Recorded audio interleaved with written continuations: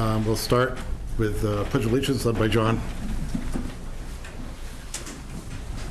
I pledge allegiance to the flag of the United States of America and to the republic for which it stands, one nation, under God, indivisible, with liberty and justice for all. So tonight, Tom is joining us remotely, so I will have to do all votes by roll call. If I forget, I'm sure that John will remind me of that fact.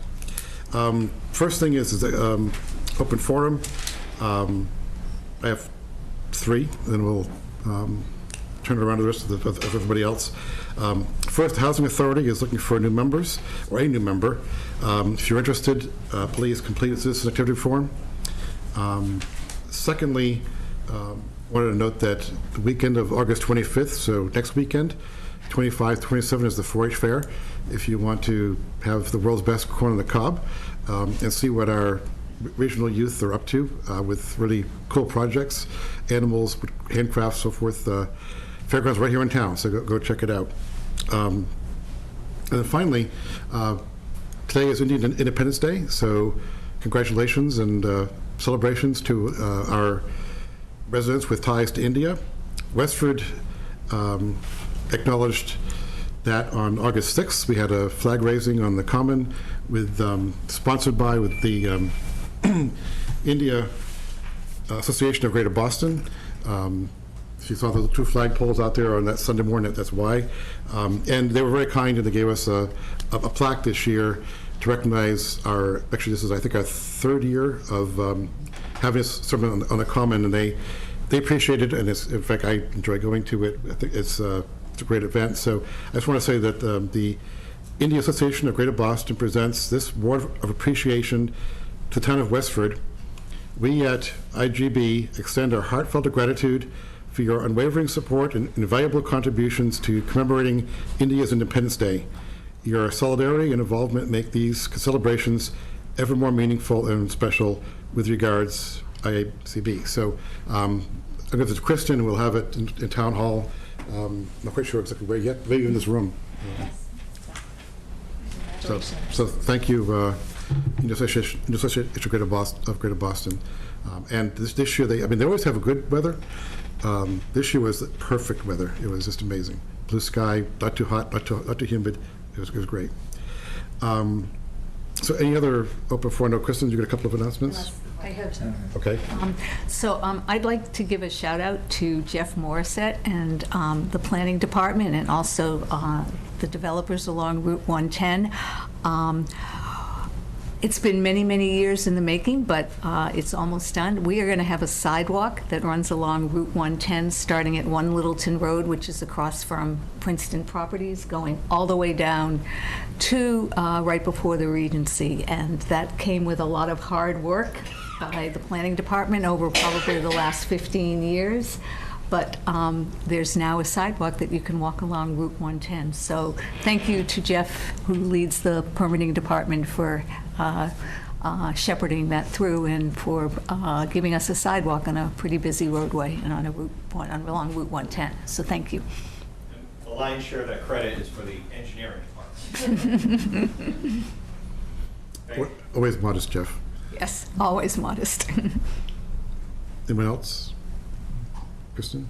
I have 2 things, thank you. So wanted to let the board know and the public know that the RSVP and registration for your strategic planning retreat on September 7th went live this week. So there's an Eventbrite link. If you search on the town of Westford's website, strategic planning retreat, you can register there. We're really excited to have that event at Kimball's, and I was able to tour the tent last week and get that set up. And then also would like to just thank Westford Remembers. They were able to donate a series of gift cards for our employee cookout that we had last week. So thank you to that group. Everyone had a really great time, and there was great trivia, and people who won trivia questions were able to get a gift card, and there was a door prize. So I wanted to thank that group very much for that donation. Anybody else from the audience? Okay, so moving on to our consent agenda, we have a request to approve the following. A banner request for the Run for Live. Applicant is Jody Marchand. September 17th, 2023 is the date of the event. As the date of the event, and location is First Parish Church. We have a town common and bandstand request. This event is a Suicide Awareness Month. There'll be signs around the common. The applicant is Nancy Cook, See a New Sun Foundation. That will be running from September 1st to the 9th, 2023. Request for the town common and bandstand. The event is Domestic Violence Awareness Month. There'll be signs and purple lights, which you may recall from past years. Applicant is Gail Johnson for Health Department. That'll be October 1st through the 31st of 2023. We have a special license for the Westford Friends of East Boston Camps fundraising gala. Applicant is Rose O'Donnell. That'll be September 23rd, 2023 at the East Boston Camps Dining Hall, 6 p.m. to 9 p.m. A special license for the Add something to the Friends of East Boston Camps. They have asked for a waiver of the filing fee due to the nature of that being on town property and raising funds for that property. So just want to make the board aware of that, if they would like to waive that fee or not for the filing. Okay, so, what's the wishes? Would you waive it informally? Just make a motion to waive the filing fee. Yeah. Okay. I'll move to waive filing fees. And John's a second. Same. So all in favor, Tom? Aye. Andrea? Aye. John? And I'm an aye. Thank you. Special license, Westford Museum, Wine with Wild Women of Westford. That sounds like a good time. Applicant is Linda Green at the Westford Museum, August 25th, 2023, 7:30 p.m. to 9 p.m. And a general license for Witches Woods. Applicant is Melissa Robbins, Esquire, on behalf of Neshoba Hill Corp. Locations at Neshoba Valley Skiria, 79 Powers Road. The dates are September 29th through October 1st. October 6th through 8th, 13th to 15th, 20th through 22nd, 27th, 29th, and 30 to 31st. All of those will be 5 p.m. to midnight. And are there any motions to approve? Move to approve consistent with public safety recommendations. Is there a second? Okay. Any comment? All in favor, Tom? Aye. Andrea? Aye. John? Aye. I'm an aye. Now it's time for our 7:10 item, a joint meeting with the Finance Committee, School Committee, and Budget Task Force for an update on the Budget Task Force. I'm not sure who's going to be chairing this one, but welcome to the center desk. So Tom is going to be Okay. kicking off In the that case, discussion. welcome, Tom. Yeah, I'll be kicking it off, and then accepting all the help from the many committee members I can see there. And welcome back, Christina. Why I missed you, I'm sure. Eric, are we going to share these slides as we walk through this first part? Tom, can you check the forum before you start? Absolutely.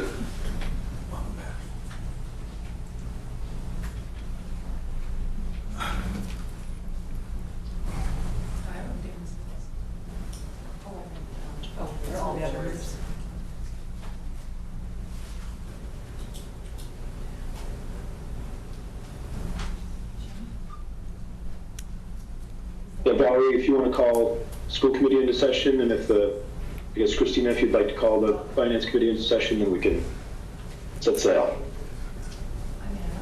You want me to help you with names? I can call the finance committee into order. I believe we are 4 or 5 of us that I've seen. There's 3 here and 2 on screen.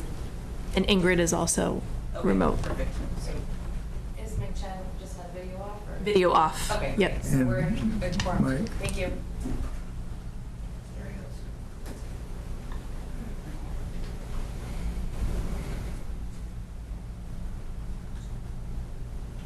Okay, so it sounds like we're all here, ready to go? Yep, thank you. Okay.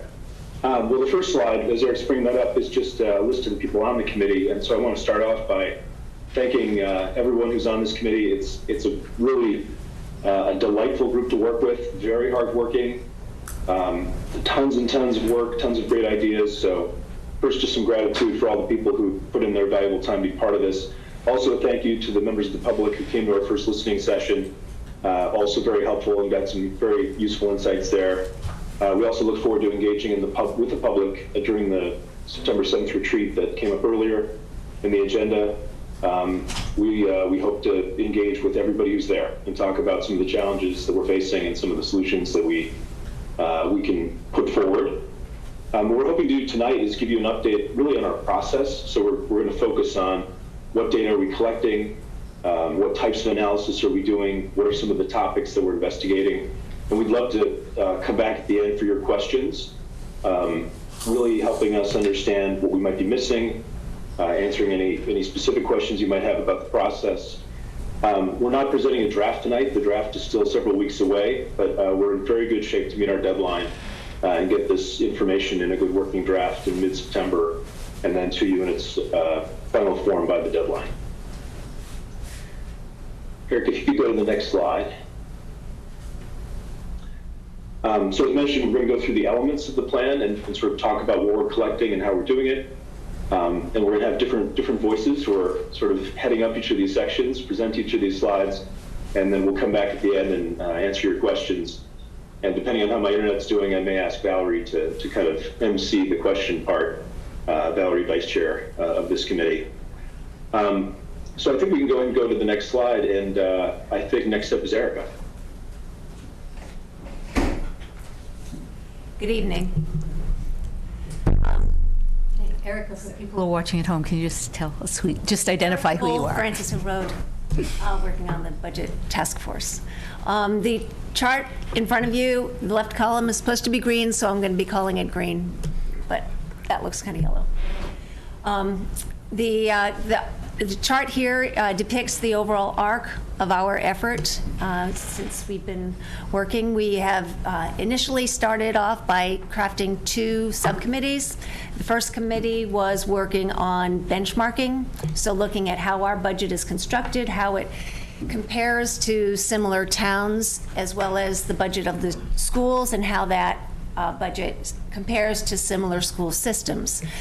So the benchmarking effort was also, the benchmarking team also engaged in looking at efficiencies.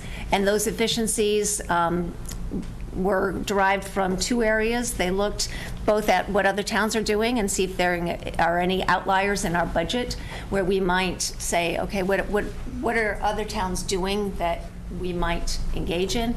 And they also talked to a lot of the town departments themselves within our town to see if there's any areas that they had ideas for where we might be more efficient. The other subcommittee looked at the possibility of new revenue in town and also looked at the possibility, at the known budget challenges. All of that is really the research piece of the bottom line there that you see, where we started off with research and information. The research itself provided the information. That information is really the topic of the middle column, the yellow column, which is where we're taking each of the items that we have been investigating and deriving specific max, min, and most likely impact on our budget. So we're looking for each challenge. We're going to look at what's the maximum likelihood or possible impact on our budget, or at least, within reason, and minimum and most likely. We're going to do this. We're doing the same for each of the possible efficiencies and each of the possible new revenues. In this same effort, we are also we're acknowledging that each of those possible remedies for budget challenges could come with non-financial impacts, consequences. So for instance, if we were to sell a piece of land, of course that land then won't be available to us in the future. So that would be a non-fiscal impact. We also discovered, for instance, in talking with Commissioner Targ, that other towns who have farmed out their ambulance services are having difficulties with those contractors, as those contractors are having difficulty hiring. So that risk would be also a non-fiscal impact. So we're capturing all of that information right now, and that's kind of where we are in the middle column. We're going to be putting all of the numbers into a big old Excel sheet, and we are then taking those non-fiscal impacts for later. So what we're doing in our analysis section is looking at the budget gaps in different scenarios. So that's the red column over on the far right. We are acknowledging that all of those worst-case scenarios are not likely to happen in the same year, if at all. But it's also not going to be all rosy, all in the same year. So what we're doing with the numbers is something that's called a Monte Carlo simulation, which folks may be familiar with. And we are deriving what is likely to happen and what is kind of the spread around that most likely scenario, that most likely gap. And what that gives us is the ability to not necessarily have to plan for the worst case, but really something that we deem to be realistic and then add some margin. And by looking at the spread of that Monte Carlo, we can determine what kind of margin we might want to have. That's the fun part, that's the red part, that's where we're heading. Most of September is going to be devoted to trying to understand what those budget gaps are, how we might remedy them with the efficiencies and the new revenues. And then we're going to bring in, as I mentioned before, the non-fiscal impacts. What are we as a town willing to engage in? There are obviously impacts, no matter what we choose, to either services or taxes. So we're going to come up with different scenarios that might blend those in different ways, and that's what we're going to provide to you per our charter by the end of September, early October. And that's it. So I'll give it on to the details of each of those things in the left column in the next few charts. The next slide, Eric. All right, I am Dan O'Donnell, the budget finance director, actually. I got promoted. We've identified several budget issues throughout the course of this process. And in a given year, just to set the stage, Westford gets about $3 million in new revenue to address increased costs from year to year. And so on this slide, listed next to each budget challenge, we've put a range of how much we're expecting each of those to cost. But the total at the bottom is about $8 million to $10 million at this point in time. So I'm just going to quickly run through these. Some of the challenges we're facing is the new solid waste and recycling contract, which Eric and I are scheduled to present tonight at 8:30. We have a bid from Waste Management that we're going to go through, but Acme Waste is no longer providing the solid waste services after many years of doing so. So there is a sizable increase to that bid. The select board have already approved the contracts for the natural gas and electricity. The new rates for natural gas are increasing by 70% on March 1st, 2024. That's just for the supply part of the contract. And new rates for electricity, they're going up 40%, but they're not starting until December 1st of 2024. And since the rates don't begin on July 1st, we can kind of layer those impacts in over 2 fiscal years, which is nice. Town and school collectively bargaining contracts. This is one of the largest expenses that we have on this list.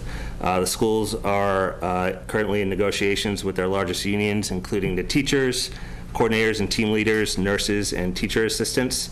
And for the town, we have the fire contract expiring at the end of FY24, and all the other union contracts are settled through FY25. Employee non-union salaries, every year we look at the market to make sure we're staying competitive. So we do have an analysis each year that enables us to fill those spots when those positions become vacant. New growth, we do, I'm sorry, did I skip down? Health Insurance Trust, yes, so this is another one that we're looking at right now. So our big claims in the past year, they were triple what we were expecting from our original analysis. So back in March, our stop loss insurance increased from about $110,000 per month to $173,000 per month, which is a sizable hit. But that was the lowest bid that came in that provides the insurance. So our broker hub provided analysis for us to serve for future projections to cover the actual costs incurred. So our ending trust fund balance at the end of July was $863,000 compared to $2.14 million the year before. That's because we had a true up, which they do every 3 months to cover the costs that exceed what we paid them. That true up for those 3 months, basically March to May, was $1,043,000. So we do have a placeholder on the special town meeting to supplement the health insurance trust at this, at that time. We're still working on the amount with our advisor. Scott, when do you want questions? Yeah, actually, I have a question on this for myself, so maybe if you got a question, if you got a question, raise your hand, I guess, is how we'll do this, because otherwise we'll forget things by the end, so go ahead. I guess I'd really like to understand how we went from, how our estimate tripled and that we missed that, and how our reserve fund, dropped. I can't do the math, you can do it, but like $1.6 million in 3 months, so, like, what happened?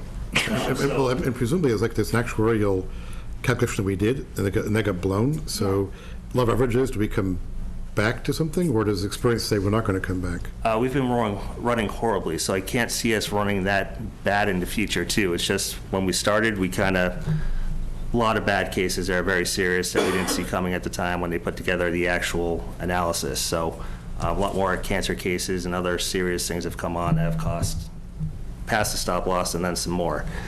The other part of that is we reset the stop loss on March 1st, so everybody has to hit their $125,000 limit again. So all those cases that were serious, most of those have hit that. So we don't expect the next quarter to be as bad, but the balance is low and does need to be addressed. So it's just a lot of serious illnesses within town at this point. But I guess from an actuarial standpoint, looking out, say, 1 year, do we expect a reversion to the mean, or do we expect that this is the mean? I'm pretty sure they're going to be saying we need a pretty sizable increase to the trust coming up for November 1st, and the town would need to supplement the budget to help meet their share of the cost.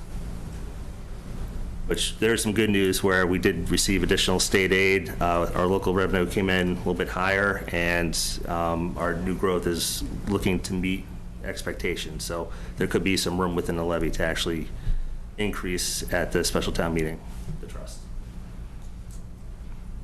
Do we actually do Monte Carlo when we did that trust? It might have been a good idea. Yeah, maybe we could have, but yeah. So that was the trust. Are there any other questions on that? Not seeing any. All right, so some other things that we're looking at is the school bus contract is expiring. Jenny did some research, and in neighboring communities, they've seen about an 11% increase. The special education fleet includes 18 vans, and all of the leases were originally signed over 15 years ago, so it's time to start re-signing some leases for those vans. I guess maintenance costs have been increasing quite a lot, so we do need to swap some of those out for newer vans. And then, of course, the Operations Services Division of the state's Executive Office of Administration and Finance determined that special education private school tuition rates should increase by 14% in FY24. So the schools are using one-time funds to cover the costs in FY24, but this needs to be built into the budget in FY25 and outlying years. Let's see, and lastly, we have the school feasibility study outcomes, and the schools have already filed a statement of interest with the MSBA for the Robinson School to either renovate or replace that building. And of course, there are other expenses out there that could occur that we're not aware of at this time, but this is what we have at this point. So does that include, every year we blow an engine on a fire truck or a dump truck or something, so that's sort of, is that back runways in the budget process normally, or are those sort of in that, can we forecast that there's always going to be $500,000 or something of these expenses that we should be really planning on as opposed to being surprised by? There's always something like that, but we also have some tools to fund those when they come up, these unforeseen expenses. The past, I want to say 4 or 5 years, we've been doing budget transfers in May, June, and July, just to cover any of these type of expenses. And we also have the FinCom reserve of $125,000 that we can use for anything that comes up unexpectedly. So that's built into the budget. So we also have town meeting in March if we know about it ahead of time that we could also supplement funding for anything like that. So, of course, we don't know if the fire department will have a blown engine this year or where that expense is going to be. So, enough topic, but just what is our sort of free cash in terms of for this year? Yeah. We were talking to Jesse earlier today. It's looking promising. It's going to be around, not as much as last year, but in the ballpark, we think. So, of course, that doesn't get certified till mid to late September, but it'll be here in time for a town meeting. I'll just mention that Dan is doing a lot of work right now also to fill out kind of between a paragraph and a page or a page and a half for each one of these to give the background data so that people in the public, when they read this, will understand the background, what history has led us to these points, why we're seeing things that are sort of discontinuous with history. You know, big increases like 14%, 11%, 10% instead of what's been more typical. So when that draft comes out, we'll be looking for your help, making sure that we're communicating clearly and answering the questions that people will have when they get this cold shower of information about our budget. Well, I guess how much, if you can even guess, but our budget runs from July to June, right? So if you have a surge of inflation in 2021, it takes time for that to filter into our budget because of the timing. So is some of this residual effects from overall inflation, and most of it is from other misfortunes, or is this? A lot of it is inflation driven. For like the trash and recycling contract, it costs more to run that plant now, so they need to charge more to cover their costs. Just everything is more expensive these days. Medical inflation is around 9% last I saw, so that's a typical increase from year to year. Yeah, a lot of it is just market driven at this point. Yeah, I mean, contracts which multi-year are now coming due with this increase in them. As they come due, they're a lot more expensive to, like the bus contract. I'm sure we're going to see double digits. Yeah. Okay, thanks. Sorry for the bad news. Yes. On that school's feasibility study, you say $2 million, is that just for the Robinson? We just had a range on this. We didn't want to be too specific with the numbers here, so that says 2 million plus. So, with a school renovation, it's going to be a lot more than $2 million. So, but Dr. Chu's online if he wants to speak to this at all. Yeah, thank you. I was just going to say that a building would definitely be more than $2 million, and most of that we would anticipate would be part of our capital process. And so the $2 million that we're looking at here are actually some of those other items that we've identified in the feasibility study that we'll be talking about as well that might not necessarily fall under capital, but might need to be, one building might need $100,000 of one aspect here, different pieces like that. So that is not actually considering the MSBA process. One thing, though, that we're seeing with the feasibility study is that if we are approved for an MSBA project, that it might actually take a number of the things that are on our 10-year capital list now off of that list as well, too. So that's another variable there. Is the study complete? The initial study's complete. We're still waiting for the final draft, the final report. We've seen the draft report, and part of that process now is we're in a holding pattern with the MSBA, because if we are selected to enter into the MSBA pipeline, the impact that would have on the capital list. So we're looking at how best we can be organizing that, and that's going to be one of the things we're going to be doing this fall. So when might we see that so we can integrate that into our capital plan for the town? So we're working on that, and we plan to have that once we have the final draft in place to then be. That's one of our action items is to be working on that with the school committee to then have that ready for the next capital cycle, so we know what those initial priority areas. Like I said, the outcome of the feasibility study, the company that we work with, they've actually given us a 10-year list, and so we're going to be sharing that very soon. We're just waiting for the final product of that before we share it publicly. Anything else? Okay, I guess next step. How do we advance to the next slide? I jumped the gun. I thought we were almost done, so I was trying to keep the transition going. Shayna Farnsworth, 83 Groton Road. I have been working with Tom, primarily focusing on the new revenue opportunities. So this is not a full list, but the primary ones that we've been studying so far.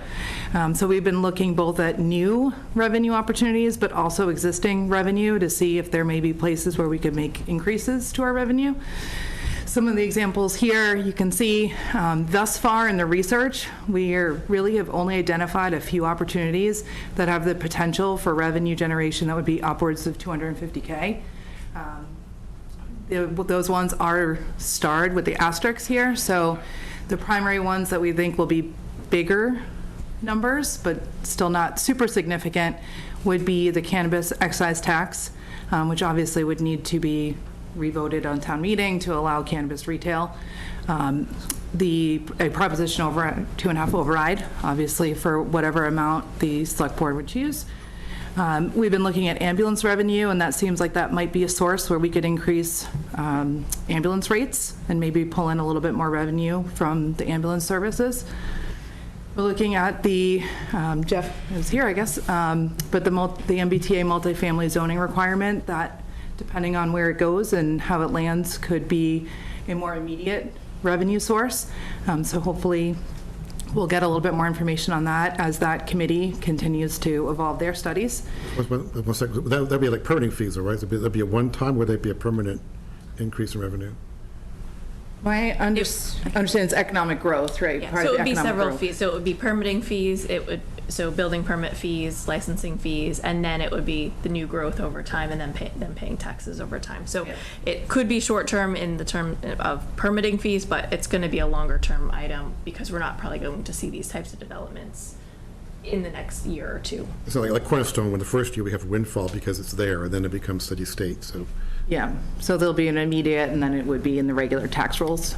But that will be likely a more quicker economic growth in development than just normal economic development, since we have the timeline to put in the zoning, and there's potential for developers that could be interested. Still not this year, but a little bit more immediate than normal economic development. On this list, we're also still kind of looking at solar panel fields as a potential opportunity. There is a study being done from a solar consultant, so we're kind of waiting for that to figure out whether that could have any return or not. And then the rest of them we're really just still researching, but we don't really see are going to be big ticket items that are going to make a significant dent in that $8 to $10 million range, unfortunately. Again, the more immediate would probably be some revenue from cannabis excise taxes, on obviously an override, and the ambulance revenues. Those would be more fairly immediate. And we have write-ups, like Tom was talking about in the other section.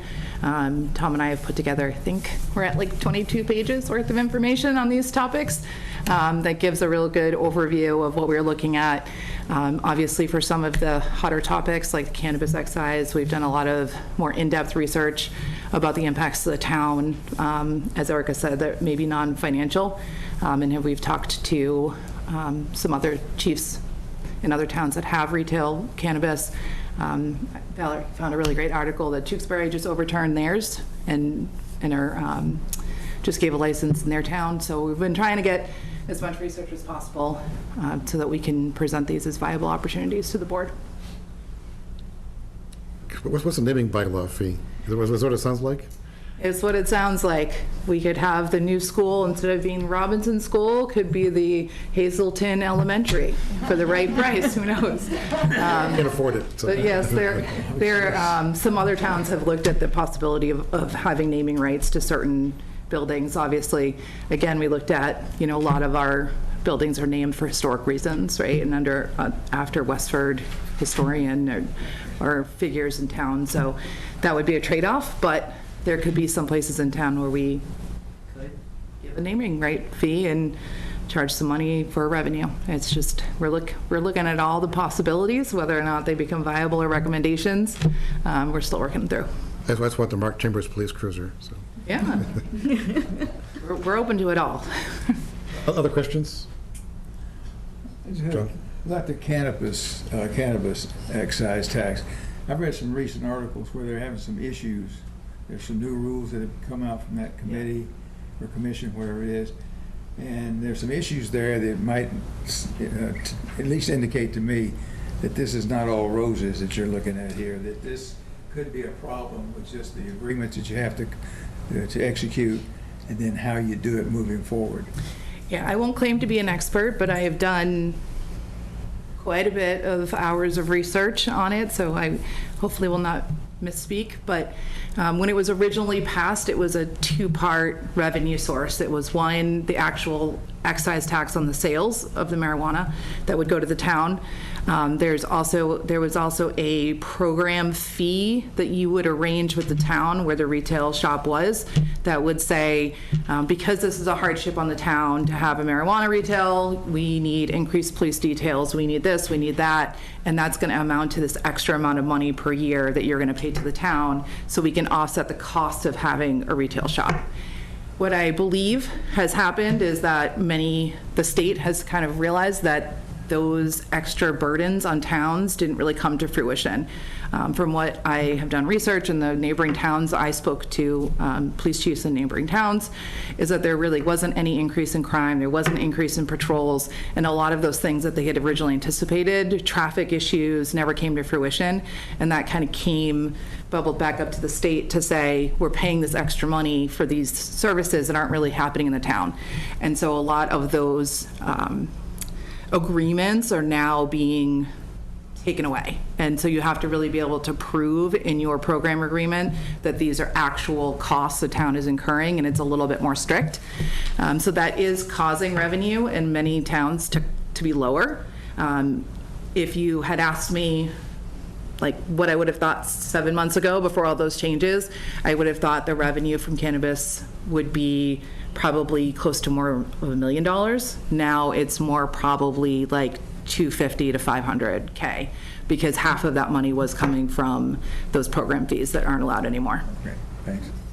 And there is, in the final report, there will be revenue numbers from the neighboring towns that are doing it in our area, as well as some data about behavioral youth behavior risk surveys and what people have seen from youth risk behavior, and some of the information that I collected from the neighboring chiefs as well about crime impacts. Good, thanks. And Dan put a bandwidth of 8 to 10 million around the challenge side. Is there any, I know, is it probably squishier, but is there any bandwidth around this metric? We're not quite there yet. A proposition 2.5 override is its own animal, right, if that was recommended. But I don't know, Tom, if you have an opinion, you want to jump in here, but I would say like real immediate costs, I'm not sure we could even carve out $1 million. That would be like a guaranteed revenue source per year from what we've researched so far. I don't know if you have a different opinion on that, Tom. Maybe 1 to 2 million? No, I think you're right to set that expectation. One of the benefits of this is just uncovering lots of good practice things that we should consider doing anyway, even if they're not big dollar items.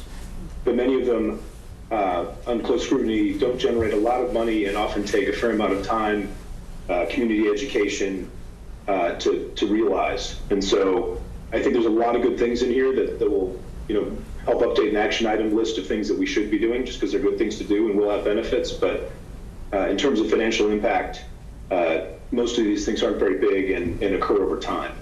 Yeah, we've really not uncovered a smoking gun anywhere. And again, even though cannabis, I think, is the larger impact, there's going to be challenges, obviously, with getting that passed. It didn't make it through the original vote in the town, and so that would need the whole community to be on board to do it. Thanks.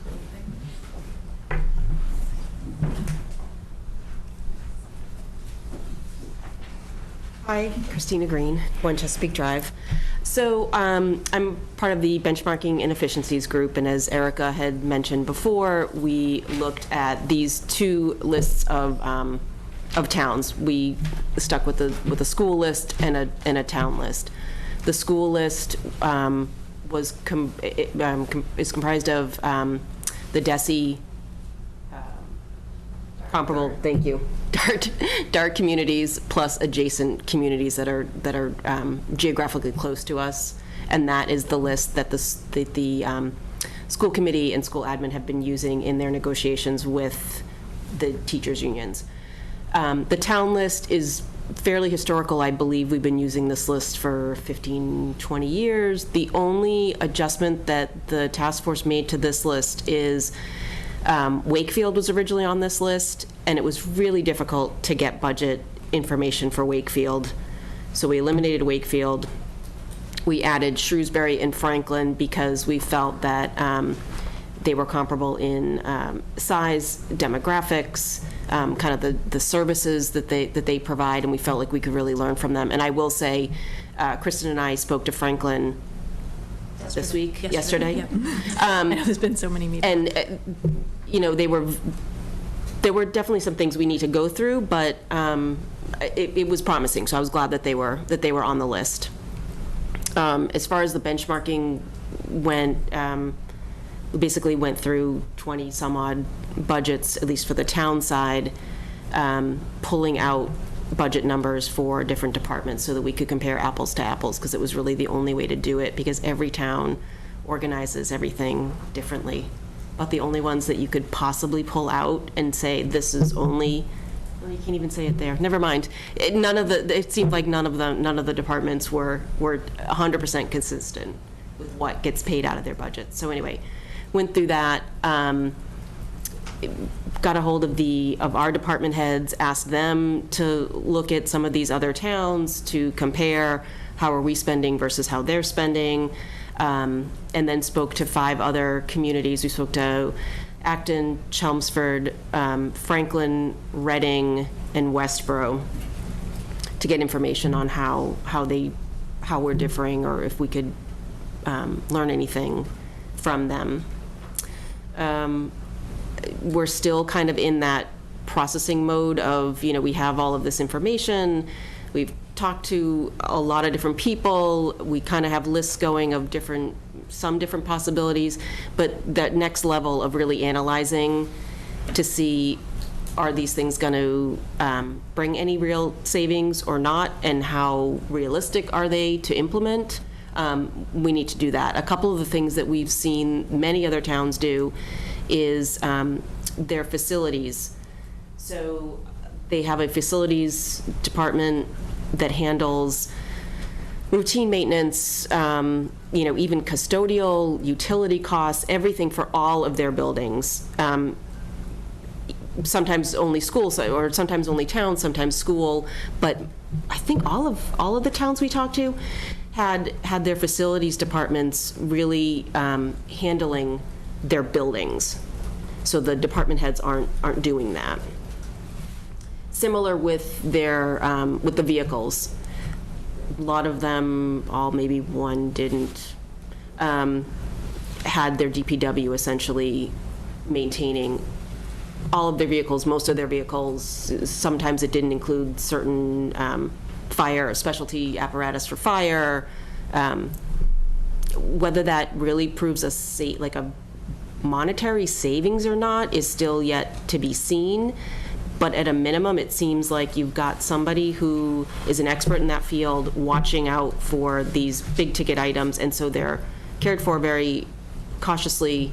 Hopefully you're getting longer life out of them. You're not getting maybe surprises of something happening, right, that nobody's watching. I think that about does it. If anyone has any questions on that. Questions? I think we're good, thanks.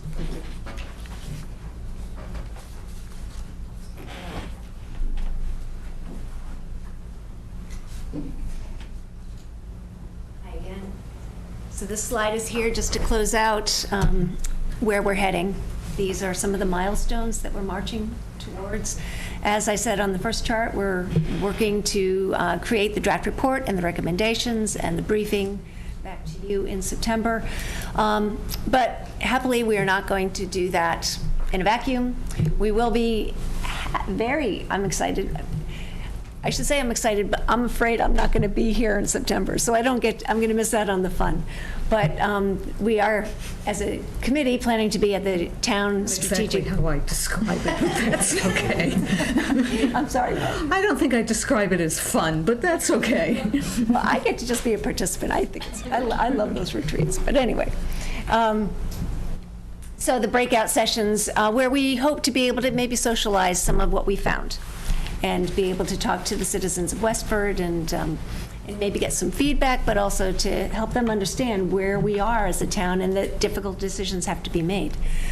And we are also going to be coming back to you in September, and we're also going to be coming back yet again to the public with another forum on the 13th of September. So all of this is to try to coalesce what we've been working on into a final package where we'll have a presentation and a set of recommendations all embodied in a report by the end of September, early October. And that's about it. That's where we are right now. So Eric, if we can just go to the last slide that has contact information for the budget task force and availability. Actually, sorry, just the slide right after the one that Erica was on. Perfect, thank you. The thank you slide. So, first of all, thanks to the whole committee or task force. I think it's been 15 years since we've done this exercise. And this is a different take on it. I think it's a very well-organized take, so it's a lot of time obviously invested, so thank you all for that. And for what's I know coming. I guess my observation is that the last public forum was not all that well attended because it's summertime, and that would sort of challenge all of us, select board, town manager, committee, to get the word out for the 13th, because I don't want to have a town surprised with these numbers come town meeting. So whatever we can do to get that 13th meeting up there with a good attendance or at least good online participation, I think is really quite important. Anything else? No, I just want to compliment the committee and just, I mean, it's an incredible amount of work that you've done in a really short time over the summer. So I'd just like to thank all of you for your dedication and your commitment to this. What is a very difficult task, both, presenting you and also presenting the town as we move forward. So just my thanks and appreciation.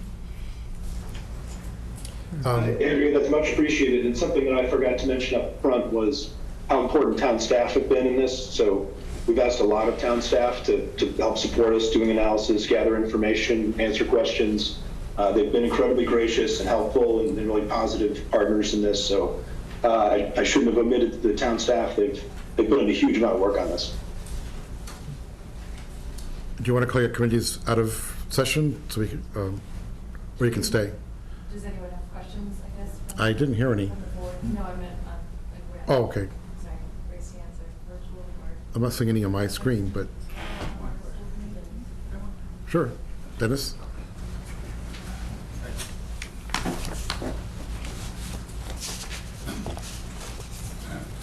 Dennis Galvin, 90 Concord Road. I'm on the Finance Committee. I was wondering if Dr. Chu might elaborate a little bit more on the $2 million school feasibility study. I just picked up pieces of it, talking about the Robinson School, but I mean, what's the $2 million, what's the boatload for that money being held for? So right now, that's an estimate, okay?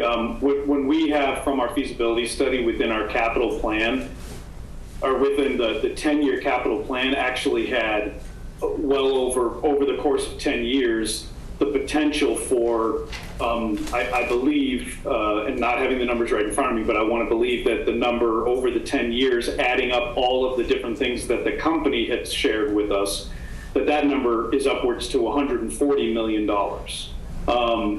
And what we know is that the school committee and the school and the department and the facilities department, we are now going to prioritize those different things. So the $2 million out with the outcome of the feasibility study is what we're looking at as a estimate for the next couple of years, right? And like that's what I was trying to say is that depending on what ends up happening with the MSBA project, and if we are invited to, we have to be selected by the MSBA if we move forward with a building project for the Robinson School, whether it's a renovation, whether it's a new build, or some combination of different things. That would actually take some of the first priority items off of the list. But every single one of our buildings has items on that list over the next 10 years. So it was a comprehensive study that John had asked the question earlier. And so when we have that final report, that's something that we plan to have a public presentation about as well too. The other piece of it though is that we know that the recommendations that are coming to us from the organization that, from the SMMA organization that conducted the report, those are their recommendations to us. It's not the final decisions that we'll be making as to which things we tackle first, but it has very specific timelines with different elements for each building in it. So honestly, we needed to have well, we were trying to pull together this information for the budget task force. The $2 million is really an estimate.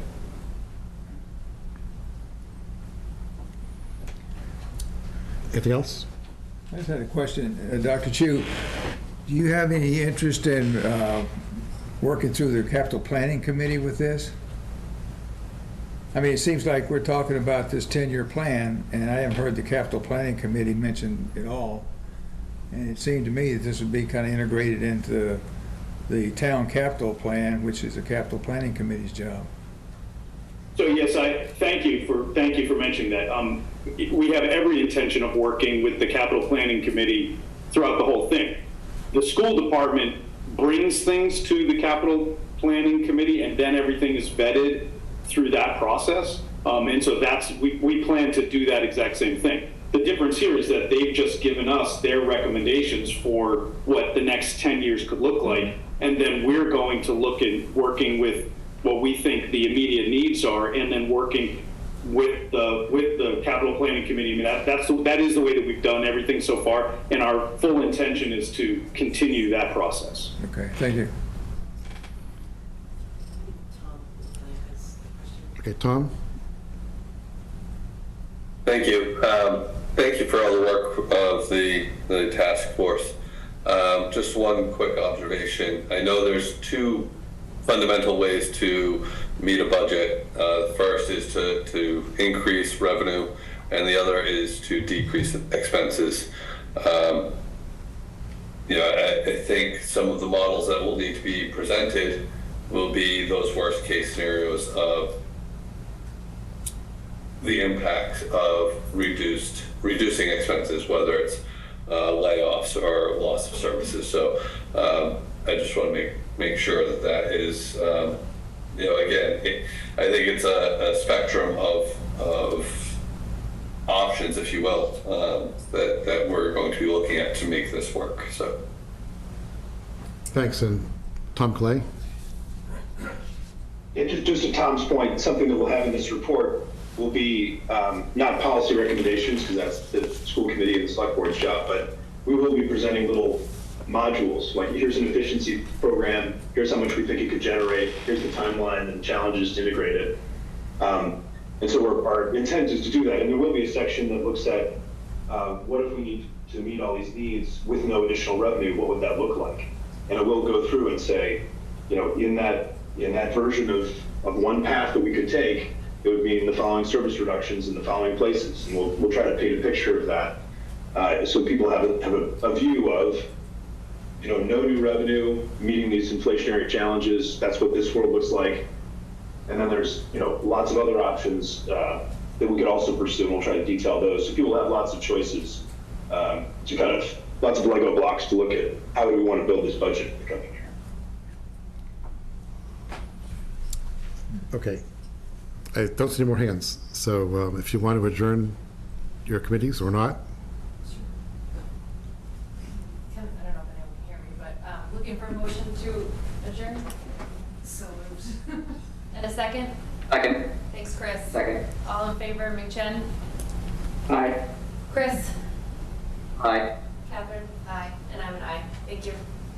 And motion to adjourn to the Finance Committee. Second. Can I get a second, somebody? I'll second it. Thank you. All in favor, Dennis? Aye. Shinji? Aye. Thank you. Tom? Aye. Shelby? Is Ingrid still on? Yes, aye. Okay, and I'm an aye. Beth is behind you. Aye. Hello, Beth. Beth? Aye. Okay, all right, we're good. And I'm an aye. Okay, thanks. Thank you. Next agenda item is the update regarding the zoning bylaw amendment to regulate firearm businesses. So this is, what I want to do tonight is have Jeff and Mark update everybody, especially the select board, as to where this stands, given current comment from the public and the work of the planning board. There is a public hearing scheduled for next Monday, the 21st, with the planning board. The health department has already, or the Board of Health has already also called for a joint meeting that night. I've checked with our board. We'll have a quorum, so what I'll ask Kristen to do is, or Patty, is post us as a meeting for that night as well. And what I would then do is defer, so if tonight there's questions to Jeff and Mark on what's being presented, where the bylaw stands, that's fine tonight. Comments on the bylaw itself, I'd like to defer to next Monday. Let's not have everyone doing things twice within 6 days. We'll keep it a little bit more compact that way. Hopefully respect time of residents, staff, and everybody else. So with that said, in terms of expectations for tonight, Jeff, I think the floor is yours. Okay. Thank you, Mr. Chair. Good evening, Jeff Morissette, Director of Land Use Management. Mark Chambers, Chief of Police. And as you mentioned, the purpose of tonight's discussion is to provide the Select Board as co-sponsors of the zoning bylaw amendment with an update to the ongoing Planning Board public hearing for this amendment. So, but first, I would like to remind everyone that any comments received tonight, it is outside of the public hearing process. So if someone says something tonight, in order to bring it into that public hearing, they would have to share those comments again at the Planning Board meeting, which, as you mentioned, is scheduled for the 21st. It is going to be held in Conference Room B at the Millennium Building, so it's a larger venue, and now it appears that we'll have joint discussion amongst 3 different boards. It will not be a hybrid meeting, though, but you will be able to watch it live. It will be broadcast live, we found out from WCAT, on the government channel. And so just a quick recap of where we are at in the proposed bylaw amendment. First of all, it's very similar to what the Select Board last looked at when you decided to sponsor the zoning bylaw, or co-sponsor the zoning bylaw amendment.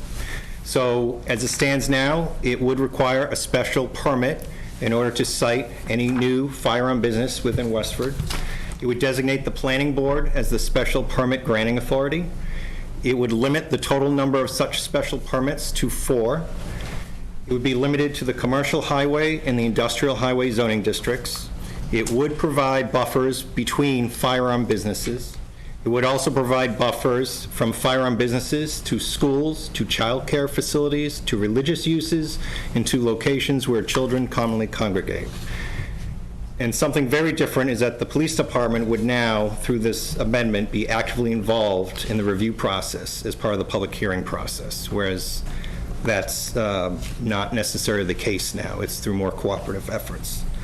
And since the start of the public hearing process with the Planning Board, the only changes that have really been made to date is to address comments raised by Town Council in their review of the draft language, to clarify things and answer some questions. So really, there's been very little changes to the draft language since the public hearing process began. And so, Eric, I don't know if I can call upon you. What I did forget to put in the packet, as you recall, the definition of where children commonly congregate.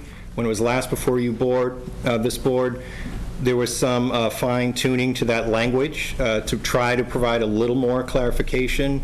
We have a graphic. There's a red and green map. Let's see. You can scroll down a little bit, Eric, towards the bottom. Okay. So that one, so we're talking principally along Littleton Road. Actually, Eric, can you pull up the second map that's predominantly just red and green? So there were a couple of locations where children commonly congregate that were removed from this based upon the refined language of defining where children commonly congregate. So the green area that you see here is essentially the commercial highway and the industrial highway zoning districts combined.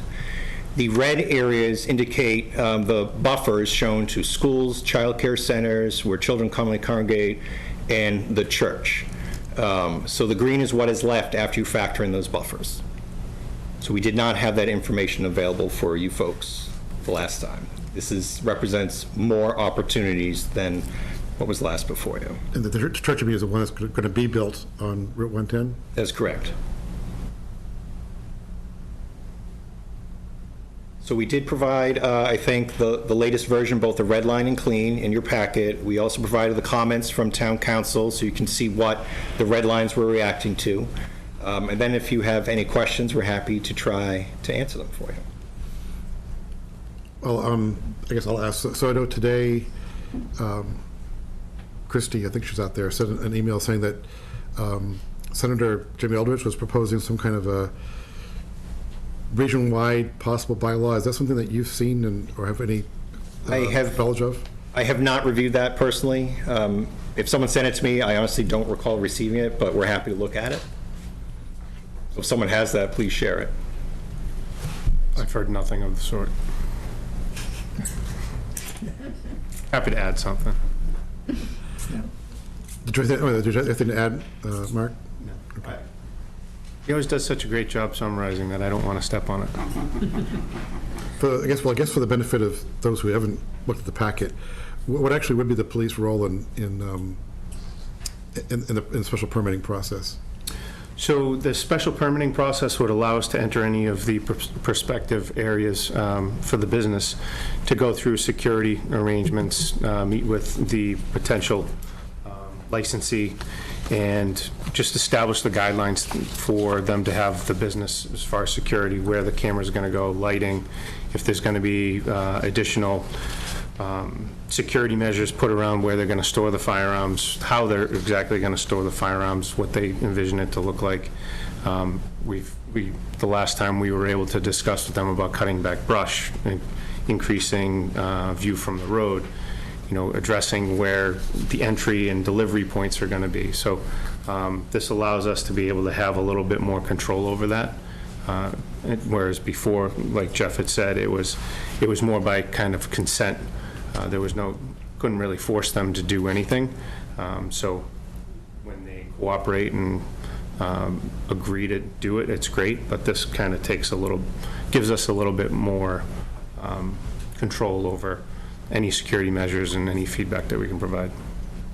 And to add to that, it also creates an efficiency. So while they would still have to work through security measures with the police department, it's very possible that addressing police department security concerns could require changes to what the planning board might have approved, whether in terms of landscaping or egress or signage. So this way, it's kind of integrated into the process. There's fewer iterations, and it would probably prevent another trip back to the planning board to modify a decision if there was a conflict created through subsequent police department review. So now it's all one process. And then once the permit's been issued, what's the police role in terms of oversight going forward? So once the permit's issued and they go to move in, they have to apply for a license through the police department. It's $100 for a firearms and gunsmithing license, and firearms sale, and gunsmithing license, and $100 to sell ammunition if they wish to. Once they clear the background for that, which again, the licensing is not even quite as strict as license to carry would be. They have to have their federal firearms license as well. If those were to issue, or they had the FFL and I was to issue the retail license, the only other obligation that I can force upon them would be an annual inspection. which is governed by the state, what we can look at. It's essentially either myself or one of my designees would be able to go into the firearms retail business, review the books, make sure the inventory is there, review them, how the firearms are handled, how they're stored, and make sure that their display is proper. But for the most part, it's really just making sure that they're tracking and entering all their firearms in the proper way, make sure their record keeping is up to par. And do we have to have training for officers on, or some number of them, on how to do this? Yes, so there is training being rolled out by the state. I think that when this process started over in Littleton, it really kind of illuminated a gap in enforcement by law enforcement. So the state has been rolling out additional training for that. I have had some, I have received some additional training in what we would be looking for when we go in there. However, having not done it for 6 months, if this were to go through, we would have, myself and several other officers, I'd probably designate somebody else, to be honest, to go in and do the inspections, somebody that's going to do it a little bit more frequently, more regularly. But there is training available out there, and at a cost, because we have to backfill anybody that's going to go to that training. And again, it's taking an officer off the road for indeterminate amount of time, because it'll be the first time we do inspections. So from what I've heard from other chiefs, it can be anywhere from an hour to 4 hours, depends on the record keeping, the quality of record keeping of the facility you're going into, the amount of transactions. So there is an impact. Thanks. Any other questions from the board? No. Tom? Tom? I guess not. Tom, do you have any comments? Questions? Scott, I had a question, which is really for us, for the select board, which is, so it's great that we'll participate next week in the hearing. That's perfect. And then I guess I'm wondering the pleasure of the board acting as co-sponsor, if there are sort of items left in the discussion, that there's some range of outcomes in a subsequent meeting, would we want then as a board to get together and discuss whether we want to take a position of recommendation on some of those issues? I guess the alternative could be we could speak as individuals. I guess I'm wondering how the board would like to engage in the process from here as co-sponsor, if there are items like where the cap sits that there's still some range of discussion around. I think if we're co-sponsors, that we should have that discussion. And even if as individuals and board members, we don't come to a consensus, I do think that, we are the co-sponsors, we should have a discussion if there are items that, are left open and not resolved, because we're going to be asked about our opinion on the floor of special town meetings. So I think it's a discussion that we should have. Tom?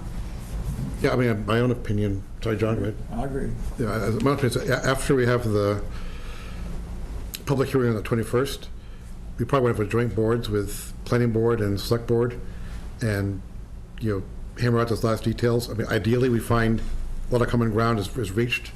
I'm sure it will be total, in which case, we have to find what will be the compromise that can get two majority votes for the boards.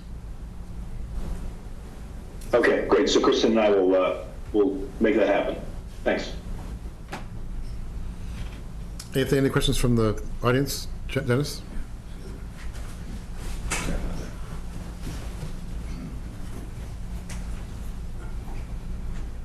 Dennis Galvin, 90 Concord Road. I just have one question, and possibly maybe the chief can answer it. And it's over the special permit, which I think is where the issue may come down in this discussion long term. What I'd like to know is, what does the special permit provide the chief with regards to oversight of this thing that he does not already have in state and federal law? I'd actually lean on Jeff to answer that one, because he's the special permit guru.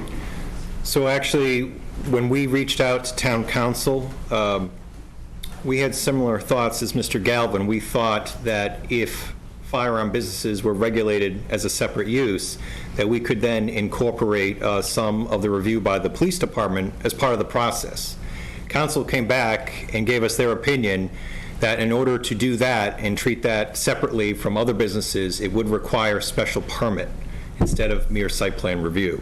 So that was one of the two very specific reasons why the planning board, who was not inclined towards special permit initially, they agreed for special permit to accommodate police department involvement throughout the process, and also to provide the buffer indicated by the police chief between firearm businesses. Special permit was necessary to do both of those. Erica, you're in line. Just a comment and then just two questions. I wanted to comment that I believe what I heard at the public forum was that this might be the largest number of permits in the local area if this went to pass, and that other towns in this area. And if that were the case, that could make people feel more fearful if there were indeed more people coming to Westford specifically for gun purchases. That was the comment.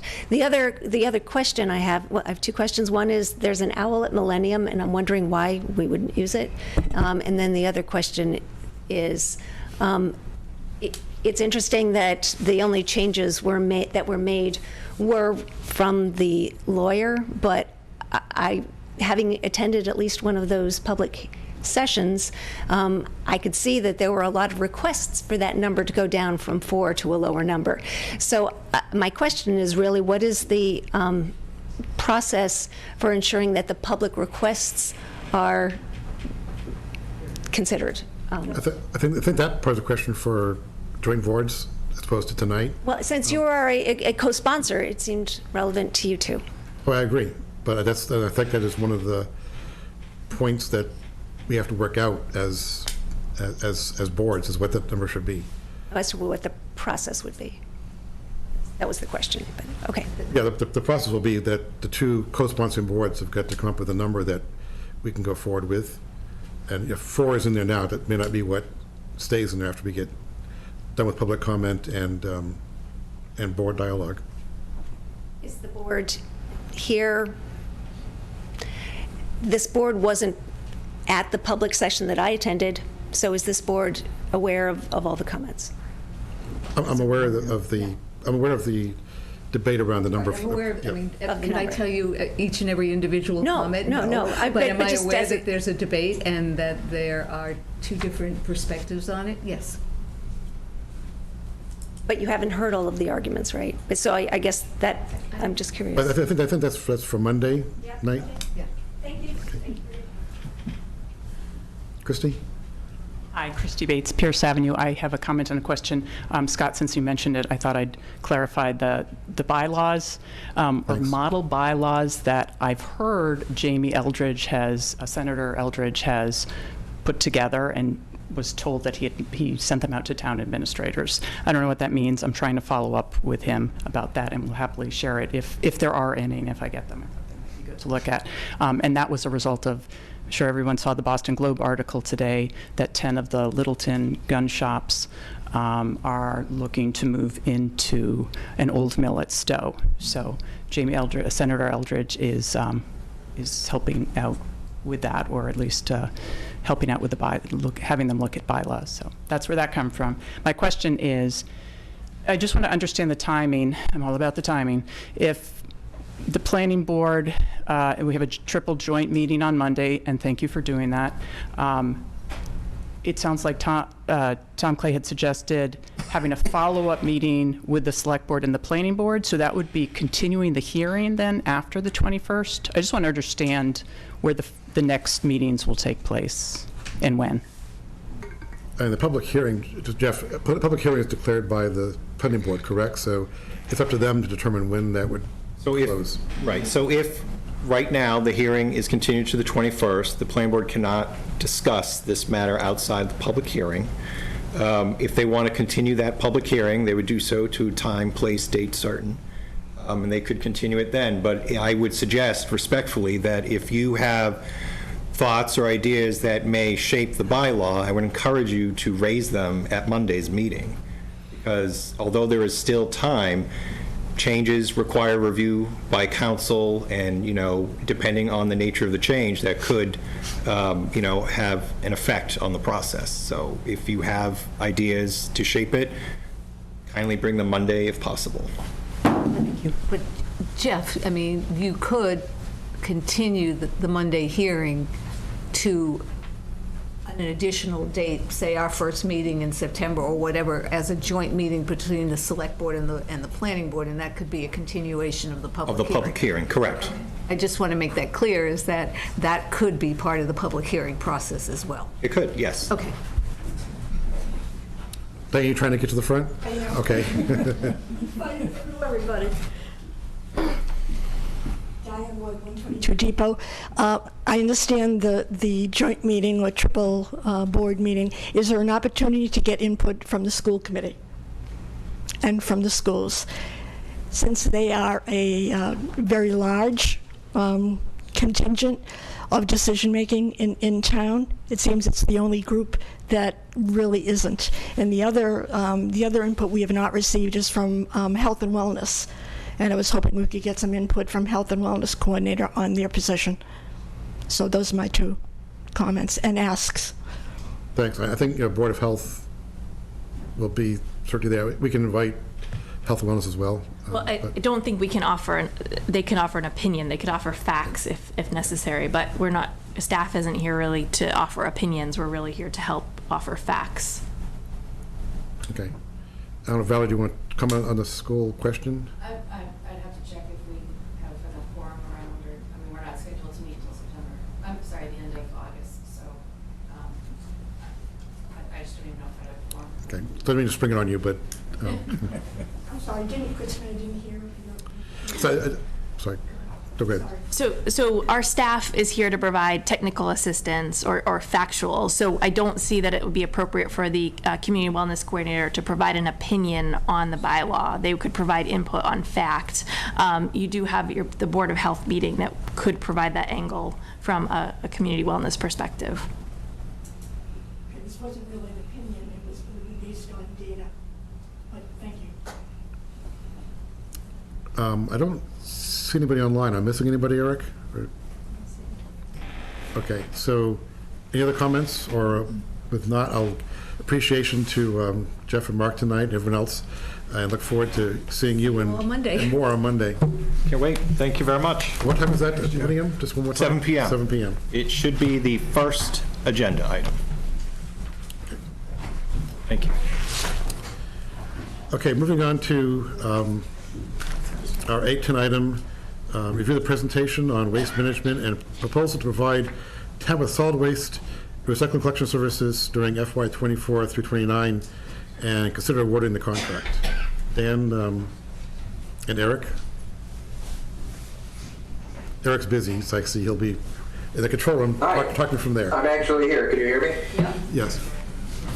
Hi, everybody. Eric Heidemann, your Assistant Town Manager. So Dan and I are going to be walking you through this presentation on solid waste and recycling collection and transportation services for FY25 through FY29. So first, just a quick overview. So both of the town's existing contracts for solid waste and recycling expire on June 30th, 2024. The town manager's office recently conducted a solicitation process where we solicited proposals to provide the services at our municipal school buildings and for our residents. Acme Waste, who's been our vendor for many, many years, informed the town that they would not be submitting a proposal as the owner is planning to retire at the end of FY24. The town ended up receiving 2 comprehensive proposal responses from Waste Management and Republic Services. So just a little bit of our current operations overview. As I mentioned, our solid waste is handled by Acme Waste Systems, who surprisingly has been here since 1989. We have manual weekly collection of solid waste, and we currently have a 3-cart bag limit with non-standardized carts. Burnable bulk items, stickers are sold by the town and at local stores, and white good items or stickers are sold through the town clerk's office. We've been with Waste Management for recycling since 2019. It's a bi-weekly, partially automated collection. They do have the trucks needed for the automatic tipping. And approximately, we believe 50% of residents have wheeled recycling carts from a combination of a previous recycling contract and from the sale of carts that the Recycling Commission coordinates out of Ellen Hardy's garage. Had to add that. And we do not have a limit on residential recycling. Right now, we don't have standardized containers. So just a quick overview on the solicitation process. For those who might be knowledgeable of procurement, Chapter 30B, actually solid waste and recycling contracts are exempt, but we did follow that process to have a very open and transparent process. So we did release a request for proposals. We had a deadline in May, and we ended up, as I mentioned earlier, receiving 2 proposal responses. The town manager formed an RFP review group. We met to evaluate the proposals, and after going through both the quality requirements and comparative evaluation criteria, we felt that Waste Management was the most advantageous proposal. So with Waste Management's offer to the town, it's quite different than what we've experienced in the past. They are proposing strictly an automated weekly collection of solid waste as opposed to our current manual collection. The collection vehicles are proposed to be fueled by compressed natural gas once ordered. We're hoping to get this contract squared away soon because the truck lead time is about 12 to 18 months. The town or the board will have to decide on the cart size for solid waste of either 32 or 64 gallons. And all additional waste would, beyond the first cart, would require a pay-as-you-throw bag, which, based on Waste Management proposal, the first $1.50 of that would be paid directly to Waste Management for their extra cost of doing an additional stop to pick it up. The bags would be procured from the state contract FAC 86. We provided a link there if anyone wants to check it out. And it's actually a pretty hands-off system for municipalities where they do a lot of the legwork, administrative communication with the vendors and get our bags out to where we need them. So with Waste Management, they're proposing that they would take over the bulk item process as opposed to the way we currently run things. The base price for burnable bulk items is proposed at $20 per item, with white goods being at $35. And as you can see here, these would increase over the life of the contract, with burnable bulk items stopping out at $28 and white goods stopping out at $55 in FY29. So as far as recycling, we are also Waste Management is proposing automated biweekly collection of recycling, which is what we already currently have, other than the fact that we currently have non-standardized containers. They're proposing 96-gallon carts, no overflow options. So essentially all recycling would have to be in the cart at the curb. Aesthetically, obviously, it's going to look much nicer, but it's a lot different than what we've had in the past. So for FY25, the processing fee at $130, increasing annually to max out at $158 in FY29. This is increasing incrementally each year, which Dan will get over as we get into the figures a little bit later. And the contract with recycling does include a blended value pricing models. So we're charged by the ton for our recycling, less the market value of the commodities and collected. So it changes each month depending on the market. So just for the sake of numbers, we provided some historical data from April to June of 2023, and our blended value charge per ton was $63.65, $55.81, and $55.91 for the period of April to June 23. There's one question, Eric, but wasn't there a point in time when we were able to dispose of nothing for recycling? We ended up basically, so at that point, the full cost becomes full cost, right? They were paying us as recently as July 2022. Then the market shifted from there. I guess so. But that means that our risk is a full 130, right? Sorry? If recycling has zero value, our cost is the 130 per ton, correct? Yes. And with that, I'm going to turn it over to Dan, who's going to kind of walk us through the financials here. Sure. So here's a spreadsheet we put together that shows the budget that we have for FY24 and the proposal from Waste Management for FY25 to FY29. And this is a solid waste budget here, where we knew with Acme not bidding, we were going to have the most sizable increase for this budget. As you can see, the curbside collection is going from about $774,000 to $1,103,000 in FY25. So that's an increase of about $329,000 for the solid waste collection. So Kristen, Eric, and I did meet with representatives from Waste Management, expressing our concern with this large increase. This is actually a revised bid that they came back with after their initial proposal. They did lower their overall contract proposal by $117,000 over the 5 years once we did meet with them, which is great. And they also offered on this line here, you can see deferral at the bottom, right above subtotal. So they're going to defer $150,000 in FY25 because of the increased cost that we expressed concern over, and they're going to defer it to FY26 through 29 equally, which essentially equates to a 0% loan, which is great for us. So, so that was something else they did for us. Something new here is the fuel surcharge. It's what they did for the recycling contract. Anything over $4.24 per gallon for diesel, they will charge us the difference per gallon. So we budget about $5,000 here. It seems reasonable. And then we have the carts here, which we have two options with these. One is they offered to amortize the cost of the carts for our solid waste and recycling over the 5-year contract, but it's at about 5.7% interest rate, which is pretty high. With our free cash position looking pretty good, we think we might have an opportunity to buy those carts outright, save some budget capacity in the outlying years, and then just be done with it. So we think that would be a recommendation we'd make moving forward.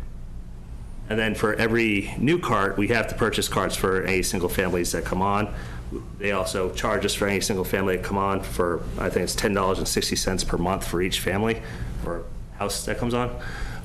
So we add a little bit to the budget just to cover that cost. So that is something new as well.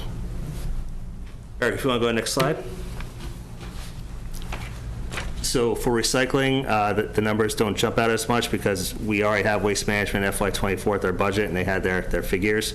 The first year increase is about $71,000 or 13%, but the outlying years vary between 3.8 and 6.6% increases from FY25 through 29. Disposal services, they are, as Eric just said, they are increasing the processing fee to $130 in FY25, and that will climb to $158 by the end of the contract. We do need to supplement this budget, the FY20 or the special town meeting. We're going to get some more data and work on a figure and try to pare that down, but this is one of the areas that we identified that is insufficient to get through the year. And again, they have a fuel surcharge with their trucks as well. So let's see, Eric, if you want to go to the next slide, we'll look at the totals. So overall, this is the grand total of both the solid waste and recycling budgets. The increase in year one is about $580,000, and in year two is $290,000, and that's with the carts.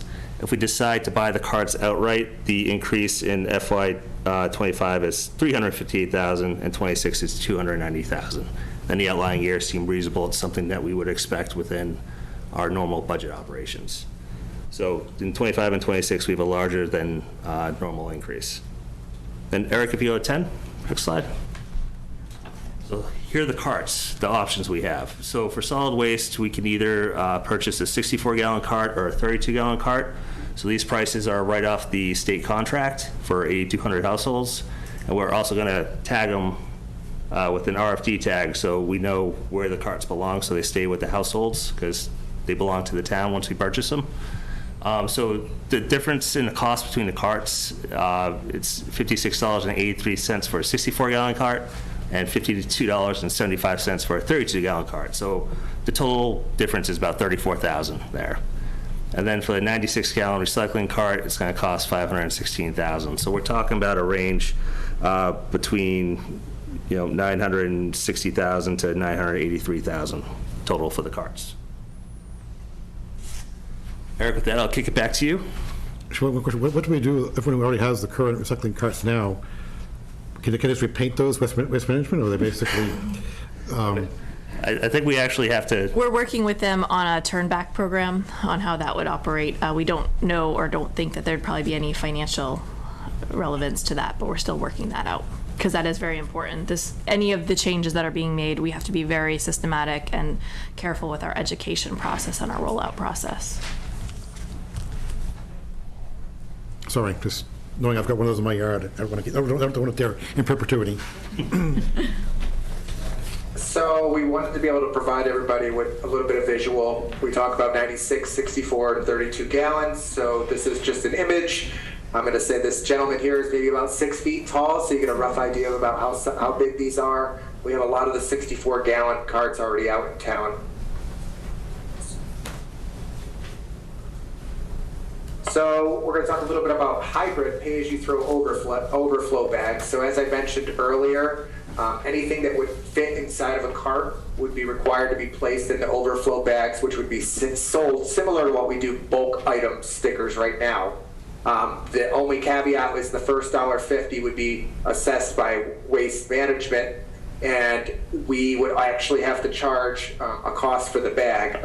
In terms of the bag, the cost of the bags are about 24 cents to 39 cents, depending on the size off the FAC 86 contract. And depending on the size, it's going to increase the overall tonnage that we deliver to Covanza, which is in Haverhill. We do anticipate with a pay-as-you-throw model, whether it be hybrid or full pay-as-you-throw, will require staff resources to administer the program. And without the implementation of pay-as-you-throw bags, our residents would be limited to a maximum of just the cart that we decide on, whether it be the 32 or 64 gallons. So in terms of the select board direction, we're looking for some guidance on 3 items. First, we're looking for a motion to approve the waste management contract for both solid waste and recycling for FY25 to FY29 at the rate of $9,454,909. That is the base rate. Obviously, there's other costs that would be dependent on fuel and tonnage, which would be separate. The second thing is the decision on the proposed cart size for solid waste, 64 versus 32. The board actually does not need to make this decision tonight. Waste Management did inform us that we do have some time to consider that if the board does not feel comfortable making that decision right away. And lastly, does the board want to offer residents with the purchase of overflow bags, or are we interested in just having one specific cart and that's it per household? So those are the three things. And just in terms of future considerations, we wanted to put together a few thoughts. Just implementation of a pay-as-you-throw program obviously takes a lot of lead time, logistics to get it up and running. We did secure some grants in the past. There may be the possibility of securing some again in the future. I already touched a little bit about the staff resources. And then when we talk about pay-as-you-throw, we've been kind of saying hybrid because it's partially funded within the town budget. So rather than as opposed to a pay-as-you-throw that's fully funded by fees. And then also disposal recycling carts of existing carts. We talked about this, so there are options through the vendor. There may be some residual value to those carts that we can recycle them. Another thing that we thought of was recycling fines. So one thing we really haven't had to deal with is if we're in a cart system, what the board would want to do if we get reports of contaminated loads. And lastly, just the resident cost for each overflow bag, because the first $1.50 would be Waste Management's, and then we'd have the cost of the bag through the vendor, and then any additional revenue that the town would like to make. And with that, we will take some questions. Questions? John? Okay. We need a decision on the contract tonight for $9 million. We're looking to get a decision tonight or at the very latest in September because there is such a lead time on ordering trucks and getting Waste Management up on board. Okay.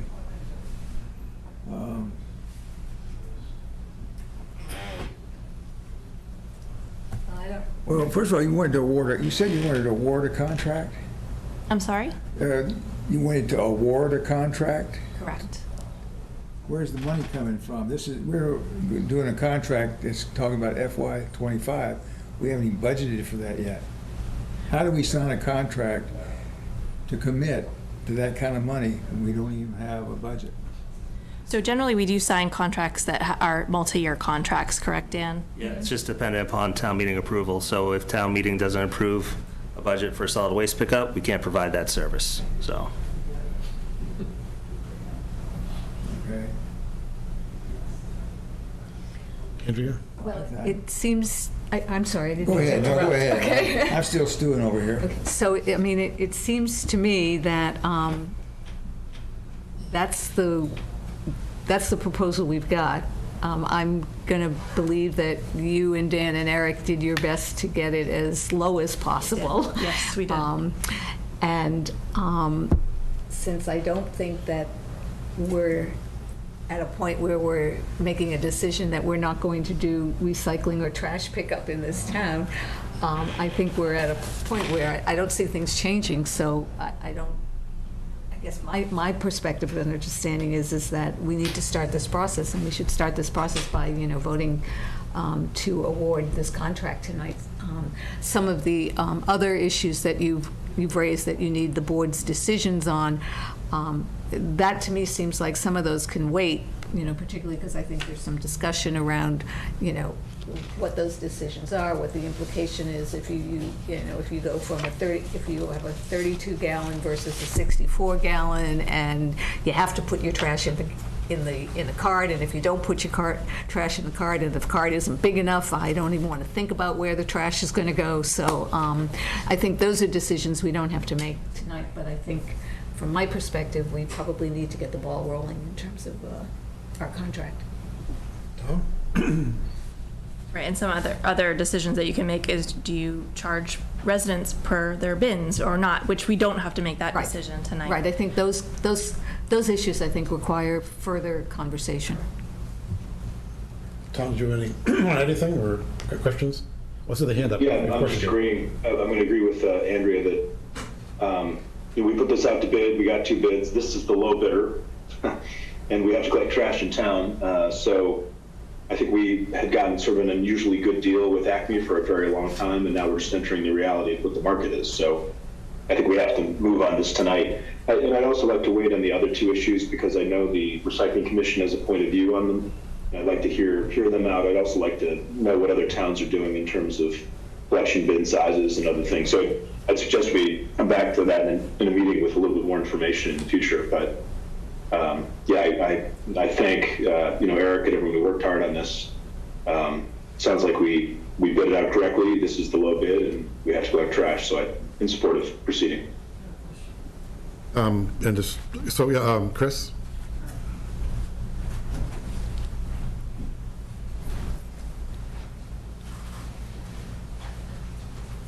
Chris Klintz, Texas Road.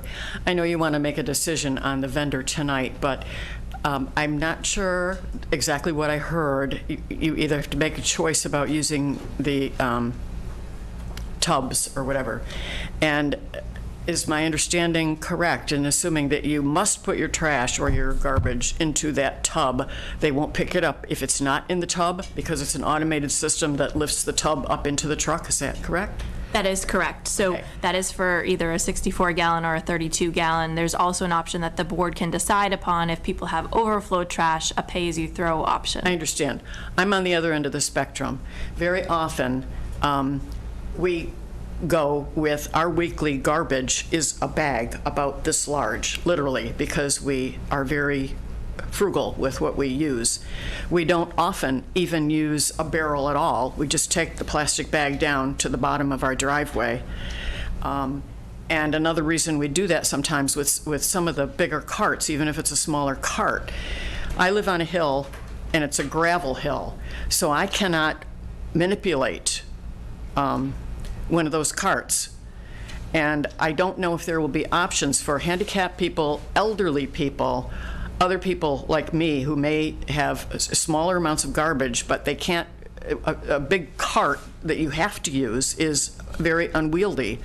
I can't struggle getting it back up the driveway, getting it down.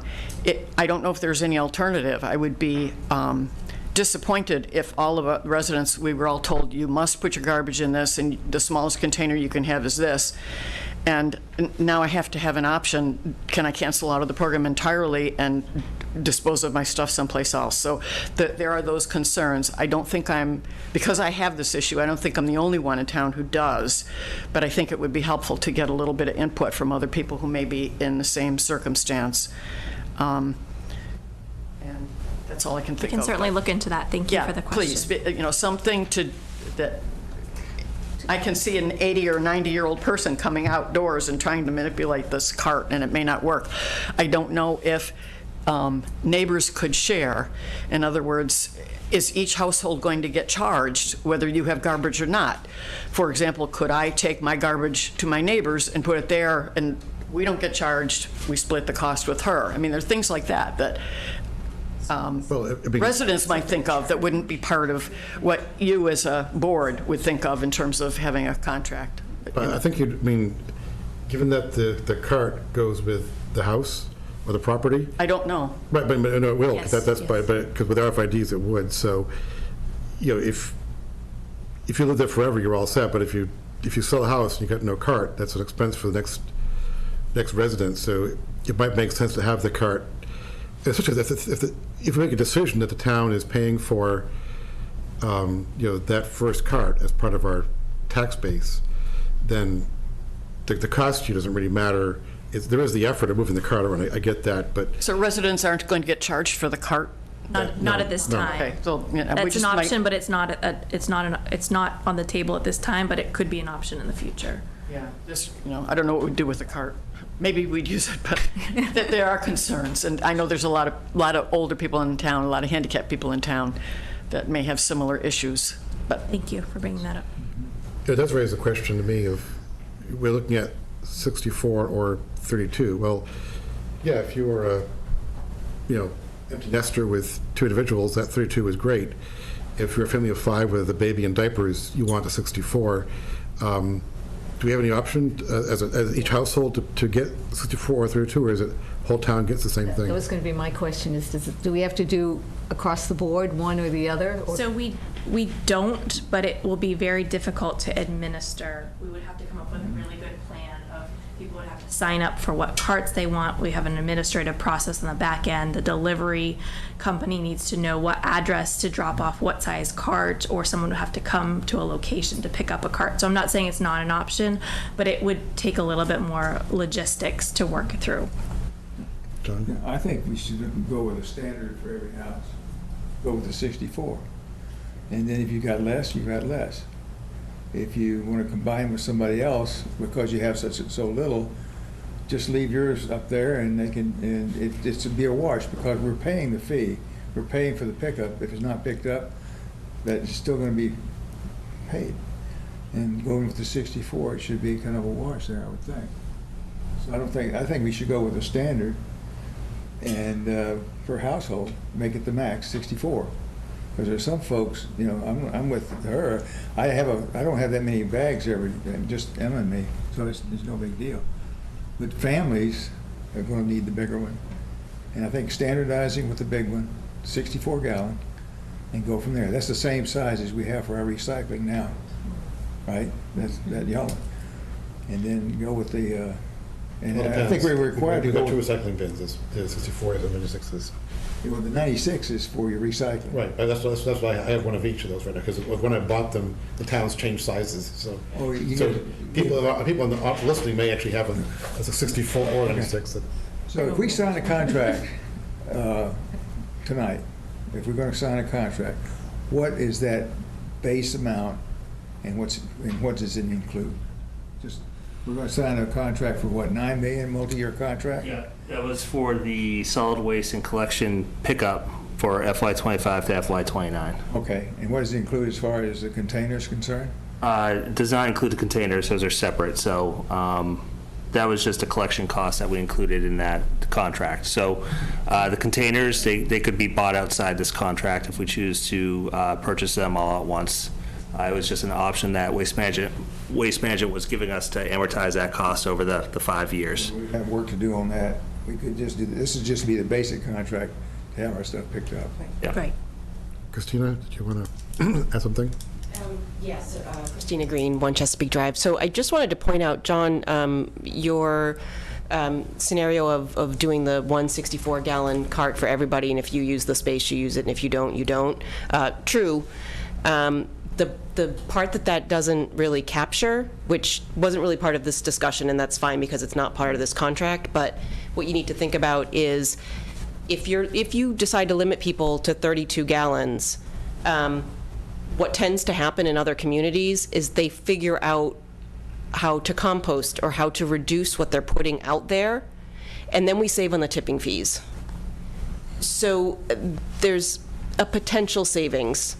People are probably not going to be too thrilled with it, but there's a little bit more than just choosing a 32 or a 64 and saying, well, they're picking up a cart, you may as well do the max size. So it's just a little bit more, but I think that'll probably come back in a future discussion. Yeah, I guess I'm with John, though, that we're asking people to go from what is currently allowing 3 bins to take them all the way down to 32. That's a shock. A 5-year contract, maybe you do 64 for 5 years and you drop it to 32 in next contract. The other thing that I'll just throw out there is when the Recycling Commission had a discussion about this, they were sort of throwing the idea around of using 2 32-gallon carts, because then you could remove one later if you decided to reduce further down the line. But if everyone has a 64-gallon cart now and you decide to go to 32 in 2, 3, 4 years, you've got to replace all those carts again. It would also allow people to choose 132 or 2 32-gallon carts. 32 is about a kitchen bag, isn't it? I would want to know sort of cost and differential and what all that. Yeah, we did that as an analysis. Yeah, we asked a question. So if everybody's allowed 2 containers like that, they will charge an additional $10.60 per month per container that each household has. So we're talking. Didn't know that. Okay. A lot of money. So that's okay. That's a little monkey wrench in there. And buying 2 32-gallon containers per household is basically double the cost. Cost of the containers too, so another $500,000. And I don't like the idea of just trying to force this on the customers. I mean, I think we're going to get to the composting stuff eventually, but creating a contract and putting the size, 32 gallons is not very big, and I've got a 50-gallon one and it's not that big, so I think the 64 would be better. Yeah. So the basic contract. I won't look this up anymore. But I just okay. Well, that's a good point. But. Chief, are you in out of uniform? Either or. It's the way I think. So Mark Chambers, Chief of Police, Meadow Lane. My feeling on this would be if we restrict it and people don't follow it, what do they do with their trash? So I see an increase in calls for illegal rubbish disposal. I know that communities that have gone to pay-as-you-throw have experienced an uptick in that. So that is time spent off the road chasing, going through trash, seeing if we can find somebody's mail to identify where it came from. So I hope that's a consideration for the size. Thanks. And so I guess my own opinion, since I went last, is I think, yeah, unfortunately, you've got two vendors. We're not going to change that. We've done due diligence. The best one is Waste Management. So, yeah, we contract. That's what we do all the time. I think it's maybe not a decision for tonight, but I think 64 is, to me, the choice that takes us from the current 3 pails down to 1. As opposed to getting too small too quick. And then, to Mark's point, if we don't have some way to dispose of any excess, you have to have the pay-as-you-throw bags, whatever that might cost, because otherwise you're just asking for trouble. But that's another, I think, pricing point for a different night. So I think the motion now is... I think the motion, I will make a motion to authorize our town manager to enter into a contract with Waste Management for both solid waste collection and recycling collection. For $9 million. 925 to 20. For $9,454,909 For FY '24 through '29. Right, 25 through 25 to 25. 29. So we actually have a typo in the agenda. I apologize for that. We will we'll take care of that. Is there a second? Second. All in favor, John? Aye. Andrea? Aye. Tom? Aye. And I'm an aye. Thank you for all that research. Next item is to consider a request from the NAB Fire Station Designer Selection Committee for the town manager to enter fee negotiations with Context Architecture for designer services for the NAB Fire Station. Sure. So I see Tom Mahana of the Permanent Town Building Committee coming in. Perfect timing. Yep.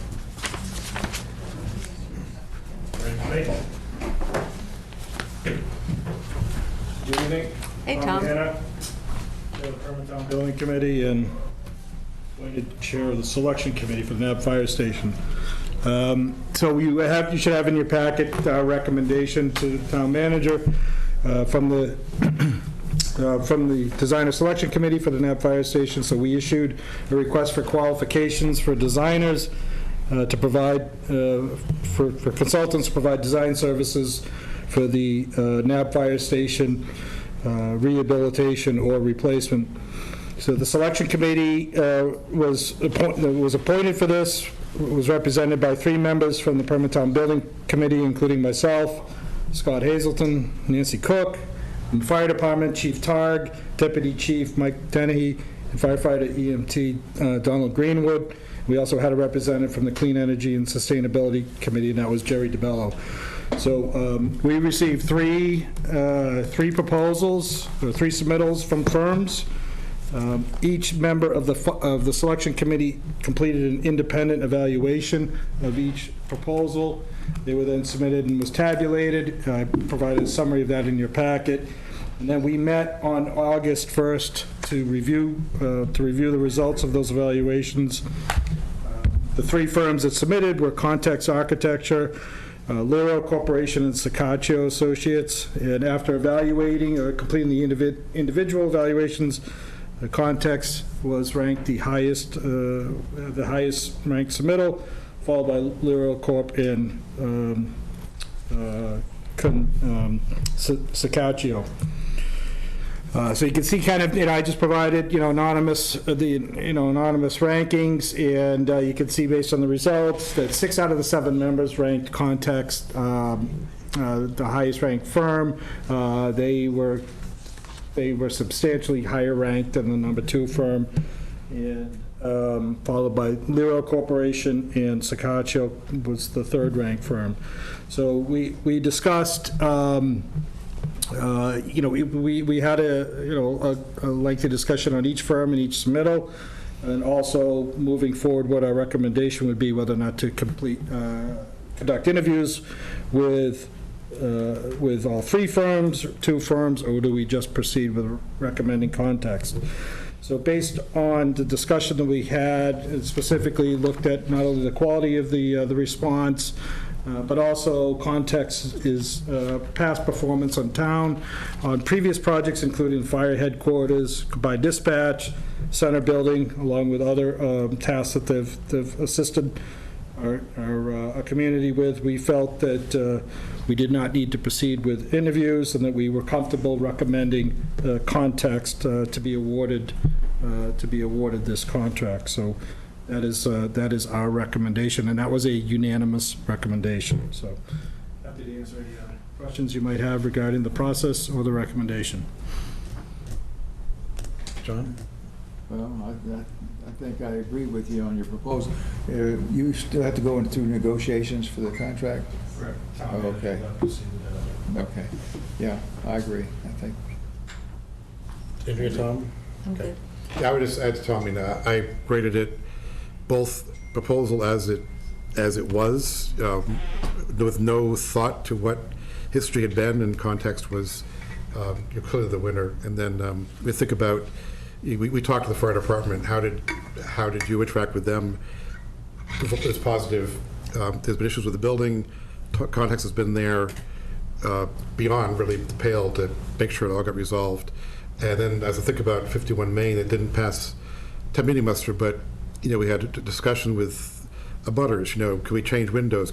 And they're receptive to those discussions, and knowing that Station 4 will be in a residential neighborhood, having that track record of an architect who listens to abutters is important. So I think the hard metrics they want, and then the soft metrics, we know they're going to be, they've been solved in the past. So do we need a motion, I guess, then to? I think Erica has a Okay. comment. Oh, Erica. Sorry, I didn't. Sorry, I didn't step up. Sorry. Erica Cole, Francis Hill Road.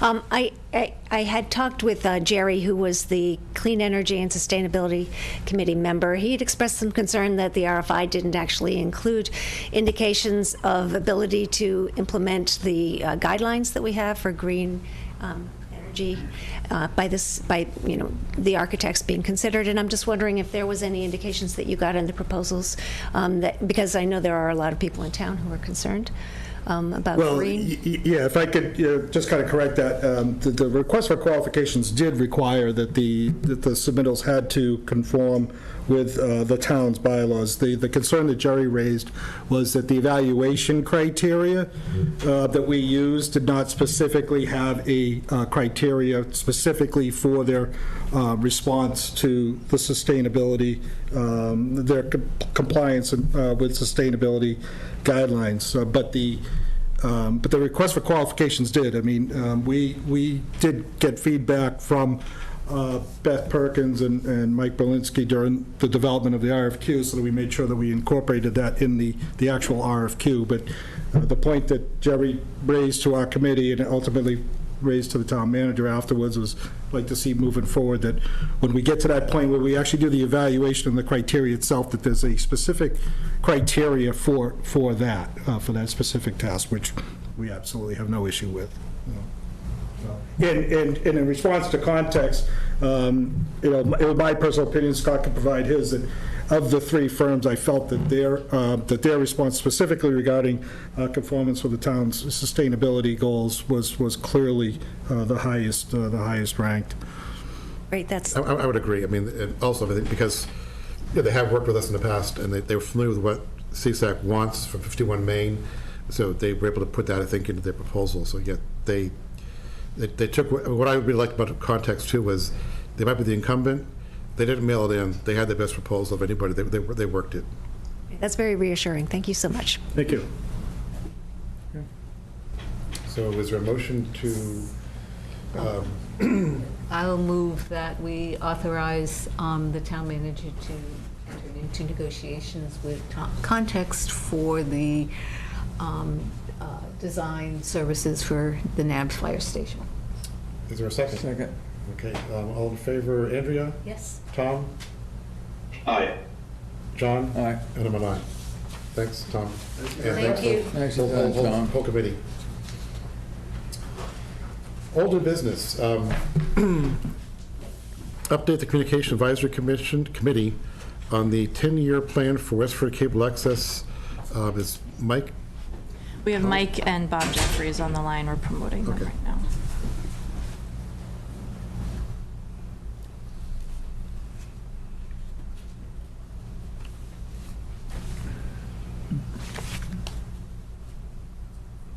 Okay, can you hear me? Yes, please. Give us some good news tonight. Okay. Good evening, everyone. So I'm in front of you this evening representing the Communications Advisory Committee, not the IT department and not Westford CAT. The title on the agenda is slightly misleading. I'm going to show you some figures from the 10-year plan, but that's not really what we wanted to hear from you about this evening.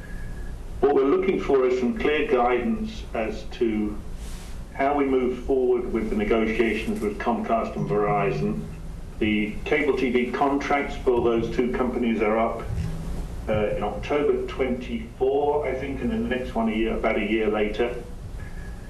And we need some, as I'll show you some figures, you'll see that we need some guidance as to how we're going to do that, because we were looking at a very different scenario than 10 years ago when this was last done. A quick word of explanation. So the cable television, Westford CAT is funded with a 5% surcharge on cable television fees. That's specifically cable television, not cable contracts. So if you get streaming internet or your phone service, that doesn't contribute to the Westford CAT money.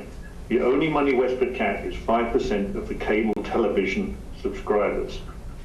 And you can see from this chart here, the number of people who actually have cable television subscriptions is declining steadily. And that means that the amount of money that's coming into Westford CAT is declining steadily. And in fact, trend continues. In 5 years, it's going to be very small, and in 10 years, it's going to be gone completely. And that's a technology trend that's to do. Oh, hey, that's a technology trend that's to do with, you know, people choosing streaming over traditional cable television. And there is no mechanism right now under the law for us to get money from the carriers for streaming internet television services. And they are increasingly pushing those services rather than cable television. So as part of our negotiations, we do have to have a financial plan from Westford CAT. So Eric, if you could show us the next slide. Based on that continuing decline of subscribers, this summarizes Westford CAT's, I was going to say profit, but loss in each of the next years, assuming a sort of stable operating costs, and also, I believe, assuming that they are able to stay in their current building, which is something of a question, that they don't have to go out and buy a new building or refit a studio or something. Can you hear me okay? Yes. So, as you can see, this financial plan is pretty disastrous. We might be able to get a deal with the carriers that sees us through the first few years, but there's no way they're going to, on a declining subscriber base, that they're going to be contributing an additional 200,000 over what they've been contributing in the past through this mechanism. And we need to understand from the board how we are supposed to move forward in this situation. Because even if we negotiate the best deal we can with the carriers, it's not going to be sufficient for Westford CAT to carry on operations, we don't think. And that's based on the advice we've had from the council, from KP Law, in terms of what we're likely to be able to get from them. Isn't this a cheery meeting tonight? She got depressing. I'm sorry. Do you want to add to that, Bob, or I didn't see your hand up. I forgot to give a chance to. No, Bob. Yeah, we talked about this in the past. We have an odd situation in that National Grid presently makes money off of broadband generally, in that they charge for every attachment on their poles in the towns right away. And I know I've pushed this in the past, but one source of revenue could be to get it from National Grid. If they're making money off of carrying the cables that supply broadband throughout the town, and we don't know the amount of revenue. And as we talked about in the past, we don't have a copy of the contract between the town and National Grid, so we don't know exactly what our rights are. But I do think it's worth looking, again, to look at that source as a possible revenue source. Every year, the notion of getting money off streaming advances and then somehow never gets turned into anything concrete. So we're kind of not looking for Hulu and other providers to suddenly start kicking in money. At least we don't see anything advancing in that direction. The other possibility is the town, if it's going to do its coverage of all of the boards and meetings, and if they're really looking to make it interactive, one of the things being, can we vote remotely and things like that. I think the town's going to have to consider funding Westford CAT for those activities. CAT has been pretty successful in getting fundraising outside of things so they can continue to do their news programming without getting funding out of the town or the board. But picking up the other costs is something, you know, it's going to fade away. They won't be able to provide those services without. So it's either going to have to be town funding. One mechanism is, you know, just through property tax that's gained off of the various entities that function in the town that are associated with broadband. But other than that, we're kind of trying to discover which way you want us to pursue. How are we going to actually fund this? Because it's definitely looks like a very short road. And one of the ways you can see that is that Verizon is only looking at a 5-year contract because they're probably going to be out of the business. If you go to the Verizon sites now, it's very hard to even find a cable contract because they're selling virtually all of those services separately through streaming services, and they don't really advertise or advocate cable that they themselves now carry. So I think Mike summed up our situation very precisely. Thanks. Tom, I see your hand up. Yeah, so I think Bob and Mike are exactly right. From the Westford CAT point of view, there is sort of a long-term question about what the town values in the Westford CAT coverage, and I think we're going to have to explore some sort of alternative funding. For this contract, though, it sounds like, Mike, you've got sort of insight from KP Law about what other communities have gotten. I mean, we're not going to solve the problem with this contract negotiation. I think we would agree on that. But in terms of getting the best possible outcome from the contract negotiation, you probably have some targets about what the most recent contracts have looked like. So I guess I'm looking more specifically for the guidance you want from us. I mean, broader, it's how do we keep preserving the value of Westford CAT, but in terms of this negotiation, it's how to get the best outcome in the negotiation, right? Right, and so one of the things that the guy from KP Law has been saying to us fairly consistently is that they want to understand the plan. They are interested in the money, you know, obviously how much money we want from them, but they also want to understand how we've arrived at what we need in terms of figures and things. And I think if we went to them with a plan that said we need this money because for the next 2 to 3 years we see deficits, but then we have a plan to fix those deficits so that with the money we're getting from cable TV, with whatever other source we come up with, then we're back on an even keel. I think they're going to look at that business plan from Westford CAT, and they're going to say, these guys are not even going to be here in 5 years' time with the amount of money that we're going to be giving you. So why are we even talking about this being a 10-year, you know, they want a coherent story from us, I guess. And I think we need something to explain how we're going to fix that in the long term. The plan shows us sort of a 5-year out from when negotiations happen in 24-25, and at least one of the contracts we sign will probably be a 10-year contract. And I think they're going to want to know how we think that's going to work in 10 years' time, because I think everyone understands that the days of cable television as a separate service are numbered. So it's giving us context, I guess, to present to them. But to Bob's point of expanding our revenue base, if you will, to broadband, what is involved in that from a federal or state regulatory framework? Can we do it?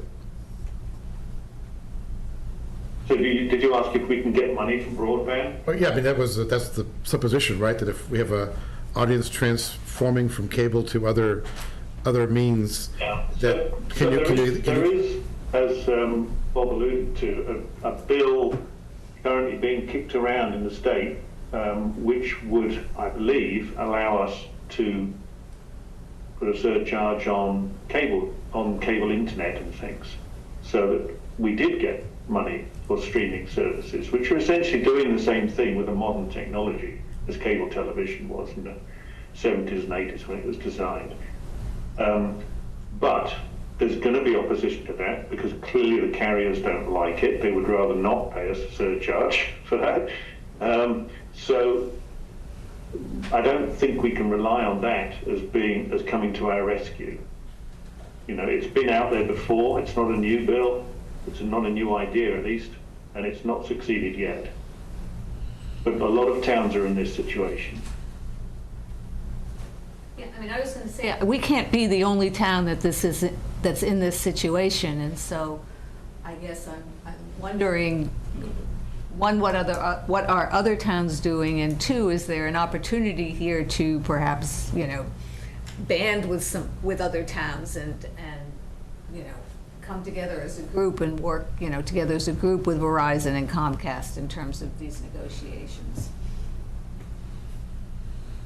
I don't know what powers we have to do that. The law allows us to negotiate our contract with them. I don't know whether we have any rights to form regional groups to try and put additional pressure on them, because it's to their advantage, of course, that we're all operating to some extent in the dark, and they keep every year when they negotiate, they come up with a group of people who've probably not done this before, whereas they've done it. They just finished doing it 2 weeks ago in another town somewhere else. Right. They'd like to keep us all in our own little silos, and we don't know what anybody else is doing. Kristen, is this something that DEMCOG could explore, for example? We can certainly ask them. That's our sort of council of governments that, yeah. We can definitely ask them. Kristen, do you want to? Sorry, were you talking, Mike? I didn't. Okay, I think Chrissy's at the microphone, I think, so. Hi, Chrissy Bates-Pierce. I'm also on the Westford CAT board. I just wanted to point out that the streaming bill, which Mike's probably right, probably won't pass. It is a new iteration. It is in a new committee in the State House and Senate, but it would apply 5% of streaming, Hulu, Netflix, et cetera, that would then, the funds would come back to the state and then would be allocated to the different towns with the CAT stations. Will it pass? Who knows? And it wouldn't, even if it does pass, it wouldn't fix the revenue downfall that we have. But I think Andrea brought up a really good point about working with other towns, and if we can possibly find a way to work together to maybe hire counsel. I know you're working through KP Law, but look at everybody that's renewing their contract. Mass Access is the name of the nonprofit that that actually brings legislator or works on, is working on that streaming bill. Westford CAT is a member of that, as are not all of the CAT stations in Massachusetts, but I don't even know the numbers, but maybe between 50 and 100, I'm not sure. So that would be a really good place, I think, to start, is working with Mass Access to ask them about these cable negotiations. You know, right now, Westford CAT is a nonprofit separate entity, and the CAC obviously reports to the select board. And Bob is on Westford CAT board as well, so there's a connection. But again, now it's getting to that next step and trying to reach out to the other communities. I do know in other states they actually negotiate on the state level, so I think it would be interesting to maybe ask KP Law what our opportunities are to coordinate with other towns, because I don't know that it is illegal. I don't know though. That's why I mentioned NEMCOG, because that's our Northern Middlesex Council of Governments. Can they band us together? It could be, and can we ask them about firearm bylaws too? I do agree. I think we need to work together, right? More than we work apart, and they definitely are silos. And Verizon and Comcast, and it's not just Verizon and Comcast in the state. There are other cable providers that want us to be in silos. But we also, something that we need to consider, I don't know if the CAC, thought of this, is 5G. When 5G comes in, that's going to look a lot different on the poles, and the right-of-way is changing, and so I think that's going to have to be explored. And I don't know if that, and maybe Mike or Bob can answer this, was that even considered when you're negotiating the contracts, 5G? And that might bring in AT&T as well as Verizon and Comcast. Well, I think it's very unlikely that they would use 5G technology to deliver traditional cable television. Cable television is channelized, it's not an efficient use of bandwidth compared to switching systems. So I think it's unlikely they would deliver cable television in that conventional sense over those mediums. What it will do, potentially, is allow them to offer much better streaming service. But that doesn't help us if we're not getting money for streaming. Right. But it is a right-of-way charge. They're using our right-of-way, and so as the town, and I don't know if other towns have looked at this, there could be some sort of tax or fee. And they've been granted a very generous terms for claiming access to the right-of-way, regardless of our objections in a lot of cases, I think, if I understand the legislation correctly.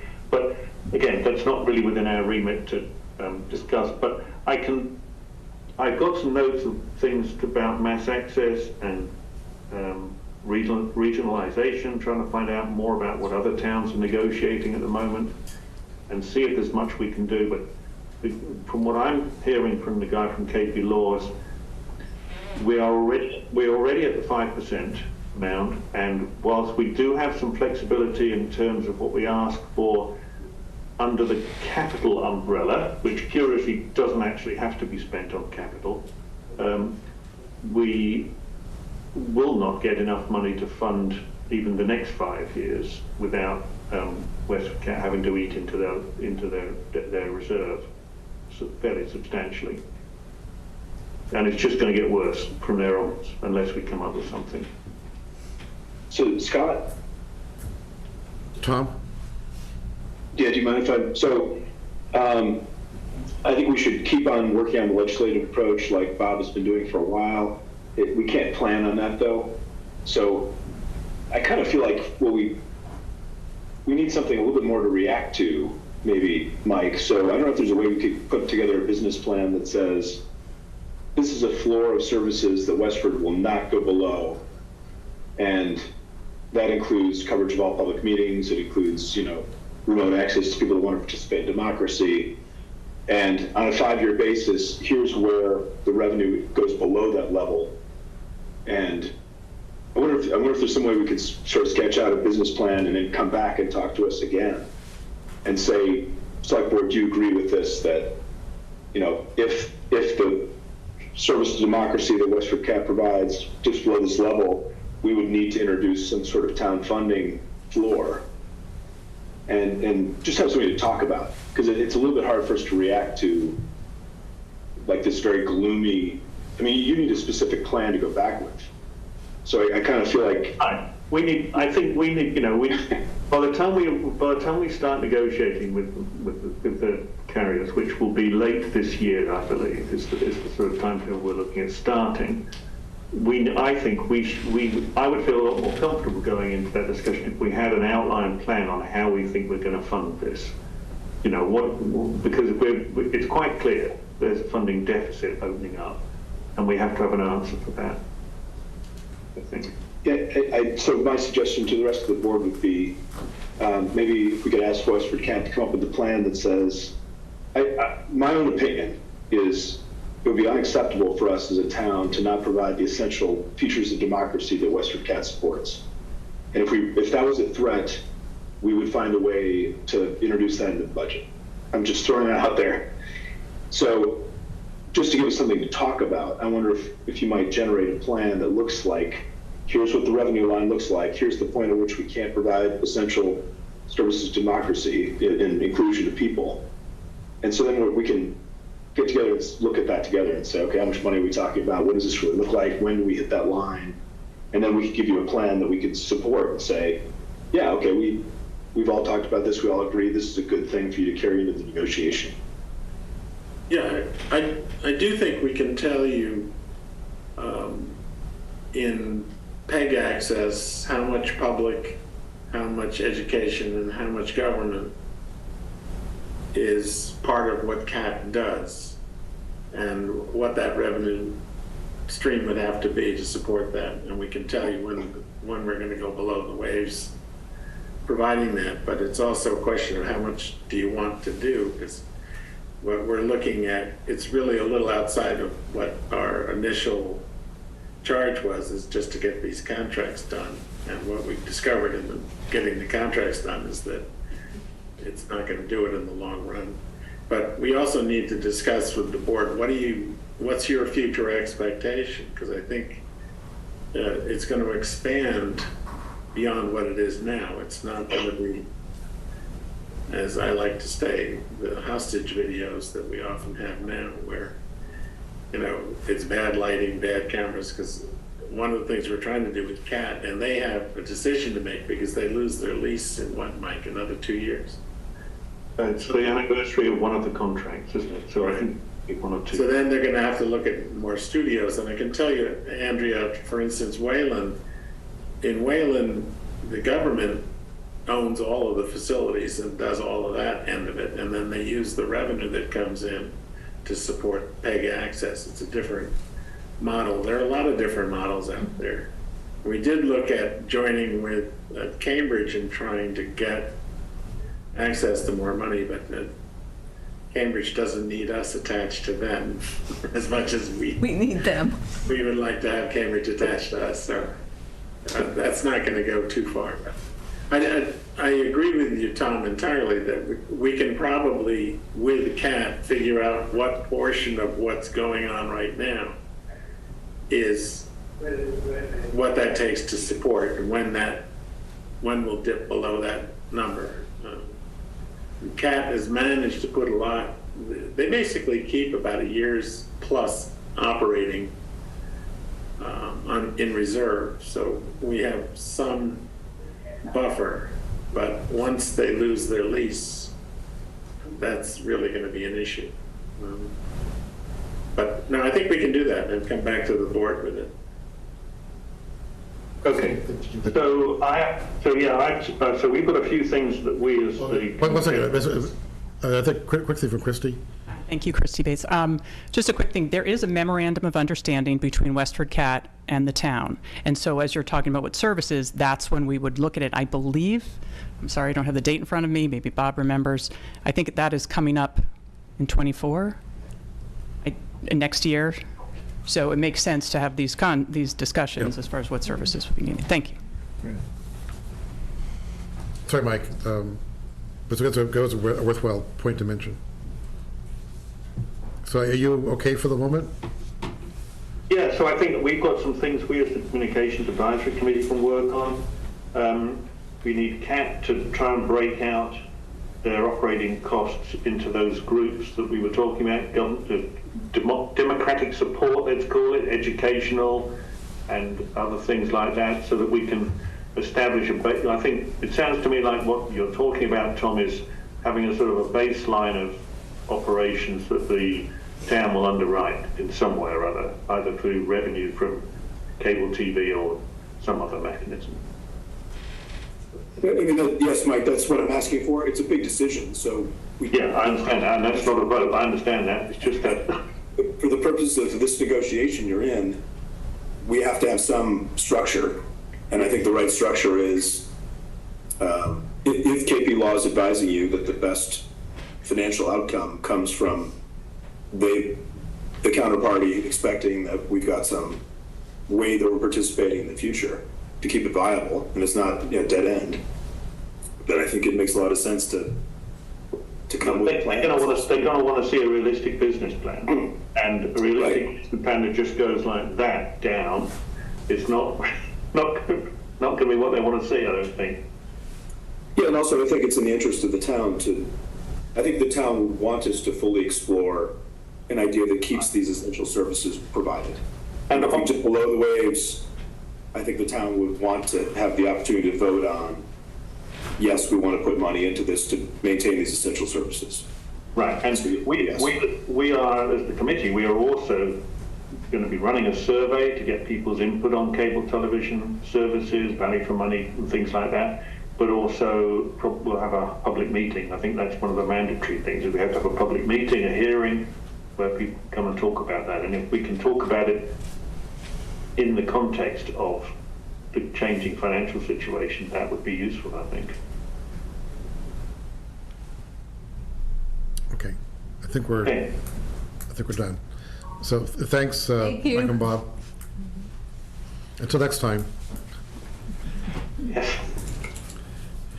Next update on the annual town report, which I think is Kristen. So this is just a general reminder to the public on boards and committees and department heads that the annual town report is due mid-September. I also just wanted to bring it up to this board, as I know traditionally the chair would write the annual report, and I just want to bring it up in public how we want to approach it this year, and I'm happy to help through our office in any way that's necessary. So Tom, you and I can talk about that. Since our chair changed in May and I was chair for, the first half of the year, and Tom was, so we'll talk about that and we'll get back to you. Review and sign the district local technical assessment letter of agreement. Yes. So NIMCOG, which is our Regional Council of Governments, has provided the town with an agreement to provide certain services, and the one major service that they're providing that we applied for district local technical assistance dollars is GIS mapping services in accordance with our MBTA communities zoning planning ahead. So that's for $3,400. NIMCOG also would like Westford to participate in regional planning efforts related to MBTA communities, a comprehensive economic development strategy for our region, regional weights and measures, which we do take advantage of their services for weights and measures, energy efficiency opportunities, a regional housing workshop of how all of our communities work together to provide housing opportunities for residents, a CEO group support, which I participate in monthly meetings with all of the town managers and town administrators. We talk about concerns or common themes that we're going through, and then housing choice support, which we're already a housing choice community, but these are kind of the a la carte options. So this request would be for the select board to authorize us to enter into these participation processes with NIMCOG, and specifically that MBTA mapping that's just specific to Westford. And is there a cost to this? No, so we're getting the services from them Okay. at no cost, or they're giving us hourly support. Do you need a motion? I do, please. Okay, so I'll signature of the document. I'll move to authorize the town manager to sign the district local technical assessment letter of agreement. Is there a second? Second. Okay, all in favor, John? Aye. Andrea? Aye. Tom? Aye. And I'm an aye. Thank you. Consider a request for the Monuments and Memorials Committee to place historic markers in Fairview and Westlawn cemeteries. Sorry, Terry, to keep you here, but, All right. I enjoy town government. Yeah, I just, you have the Just package. tell you who you are, that's all. Oh, yeah, sorry. Terry Sater, Chairman of the Monuments and Memorial Committee. And you presented the, we got an application in from the Historical Society to put two markers, one at West Lawn and one at Fairview. These markers will, part of a Freedom Way project that's going on to recognize our Revolutionary soldiers, veterans in cemeteries around the state.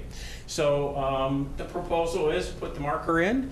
Cemetery Commission has already seen this, and they would, the Historical Society would work with Ideal Block, who's the contractor that's providing the foundations and the marker to be established at a suitable location.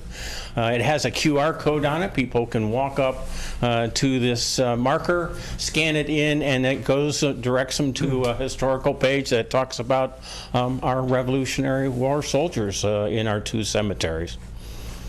And sounds good to me. Sounds good to me. So it's a really neat map. If you get a chance to take a look at it, it points it right out. You can walk right to the marker, right to the grave site. Cemetery Commission, like I said, has already approved it. Commissioners have already seen that, and we're just looking for a vote from the board. So what? Yes, John? Well, I think it's a great idea. You show that the plaques are going to be wood. It is Was there? No, it's actually a metal plaque. Well, I looked at that. I thought it was going to be the same as the one that we just recently put up. It says plaque material wood. Yep, and I was going to ask Right, you it if you does. considered another material. 'cause Yeah, that we'll might- consider using a metal ones like we've done on the buildings and everything else. We'll take that up. Take that up with Something them. that looks old and something. Something that'll, something that'll wear, correct. Anyway, All right, I thank think you. it's a great idea. Okay. So is there a motion to approve? So moved. Second. All in favor, John? Aye. Andrea? Aye. Tom? Aye. I'm an aye. Thank you, Terry. Thank you. Designate select board member to participate in the, designate select board member to participate in the upcoming International Association of Firefighters collective bargaining negotiations. Do we have a volunteer? I'm happy to do it. I've done it in the past. We will accept, I will accept with thanks. There's a motion to appoint Andrea, our designee. So moved. Second? I'll second it. Okay, second. Okay, so all in favor, Tom? Aye. Andrea? Aye. John? Aye. I'm an aye. Act to appoint a select board representative to the Northern Middlesex Council of Governments. Should we nominate Chris Barrett? I was going to say, Miss a meeting. if you are, there's a cost. You miss a meeting, you get appointed to a committee. That's what it is. No, is this a select board member, or is it a select board member or a designee? Could it be? So NIMCOG wrote us back. So the select board voted at a previous meeting to designate Bruce Rosenberg, I believe was the name, as the select board's designee. In the NIMCOG bylaw, it specifically says that a select board member has to be in the seat. So unfortunately, we went back and forth and got their commentary. So it has to be a select board member. I think we'll say Chris Barry. But that's not fair. I mean, but We can always take this up at a meeting where there's all 5 members if you wish as well. That'd be a good idea. Could we take it up? And also, John, if you could think about it, it's a great committee and it's really important, but it meets during the day. So it's tough to make the meetings. Tough for guys that are still working. Yeah. Okay, well, we'll take up next meeting. Tabled. Yeah. Request to approve additional 2023 interim reappointments for committee and board members as listed in our meeting packet. So moved. Second? Second. All in favor, Andrea? Aye. John? Aye. Tom? Aye. Aye. Request to appoint election officers in the meeting package for a term to expire July 31st, 2024. So moved. Second. All in favor, Tom? Aye. John? Aye. Andrea? Aye. Aye. Request from the Commission on Disability to appoint Matthew Tricca as a full member for term to expire June 30th, 2026. I was going to say, he applied, we lost, or what happened to the application? He came back and said, please accept me. And he has a great resume he sent us, so I'm thrilled to have him. Absolutely. Move yes. to appoint, and thank you very much. I'll second that. All in favor, Andrea? Aye. Tom? Aye. John? Aye. Aye. Welcome, thank you, Matt. Actually, Maddie, excuse me. Request to approve historic preservation restriction and community preservation funding agreement related to the exterior renovations proposed at the Paris Center for the Arts, Tennyson Street, in the amount of $100,000 as proposed as approved at the 2019 annual town meeting. Move to approve. Second. All in favor, John? Aye. Andrea? Tom? Aye. Aye. There's documents at your place, at Scott's place, those documents with the paper clip to sign at the end of the meeting for that. Okay. Board reports or updates? Well, I've got one from MAC, which is it's the MBTA committee. And we've had 2 meetings so far, moving along fine, got a great committee. Next meeting is August the 24th. We've already got some outlines of where we're going to go with that.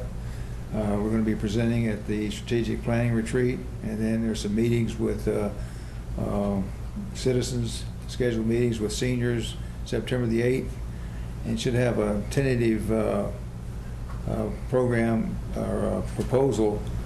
Our plans are to submit this early to the state, and then once we get that, they say what we've done passes muster, then we'll present that to annual town meeting. So I think we're making good progress and moving on. And we did elect a chairman and a vice chair. And the chairman is? And the chairman is? I do not know. Good friend of yours? Yes. I would just add that, so the reason why I'm happy about Matthew, not just because he's volunteering, because he now gives us a quorum for the Commission on Disability, so you guys can meet again and make some progress. So really happy to have that that happen. Board minutes for approval and release. Our meeting of July 25th, 2023 is a motion to approve and release. So moved. Second. All in favor, Andrea? Aye. Tom? Aye. John? Aye. Aye. And then minutes for approval but not to release, executive session of July 25th, 2023. Move to approve but not release. Second. All in favor, John? Aye. Andrea? Aye. Tom? Aye. And town manager's report, so Chris. You didn't vote. Oh, I'm sorry, aye. Kristen. Sure, great, thank you. I will be away on vacation next week, so I'd ask that you appoint Eric Heidemann, Assistant Town Manager, as Acting Town Manager from Saturday, August 19th through Saturday, August 26th, 2023. So moved. Second. All in favor, Andrea? Aye. John? Aye. Tom? Aye. Aye. The next two items are thick and dense, so I understand if we can't get through them this evening, but I'll start with the first one. Public facilities, Eric Heidemann and I have prepared the facility space needs and capital assessment RFP in association with the ARPA funds that you granted for the town. And so that is out for your review. We'd be looking for any feedback that you might have, and if you are ready tonight to authorize release. If you're not, we certainly understand and would be looking for feedback and then releasing at a future date. We incorporated some comments that we've heard over the course of the past few weeks, narrowed down the buildings that we'd be looking at, the properties that we'd be looking at, and incorporating a 10-year capital plan as well as a space needs assessment for our departments. What's the will of the board? Well, it looks pretty good to me. We don't have the new fire station in there. Correct. So we probably don't need to do that. The water department and that garage is down there. If we're looking at space allocation and stuff, might want to, I don't know whether, like the George Rogers Station. So we figured that any fire-related would be incorporated into that NAB study as well, because they're looking at all fire options in that. But if there's other considerations, we're happy to. But I know they allocate their resources probably pretty well, but it's just consider all of them, because the thing is, just finding space for the workers that we have, because it's pretty crowded, here in Town Hall. And we don't have that center building coming on. So that was just kind of my concern there. Just another one is, if we're going to address, space planning and capital needs, are we going to coordinate the school activity with the town activity so that we have a compilation of all the town-owned facilities? So I would anticipate that once this study is complete and we have the capital needs that are required, we then loop in the schools and prioritize through both lists to make sure that we're not. Yeah, because we got to get the capital planning committee integrated in that, the permanent town building committee into it as far as the operations or the contracting is concerned. It doesn't have in the past. And I'm concerned about having that process flow smoothly, as we integrate the school capital requirements and the town capital requirements, and having one capital program for the town. Sure. Okay. That's all. Tom, I'm ready see for your it. hand up. Yeah, no, I went through both proposals and I thought they both looked good, and I'd be ready to support them if other board members are ready to do that.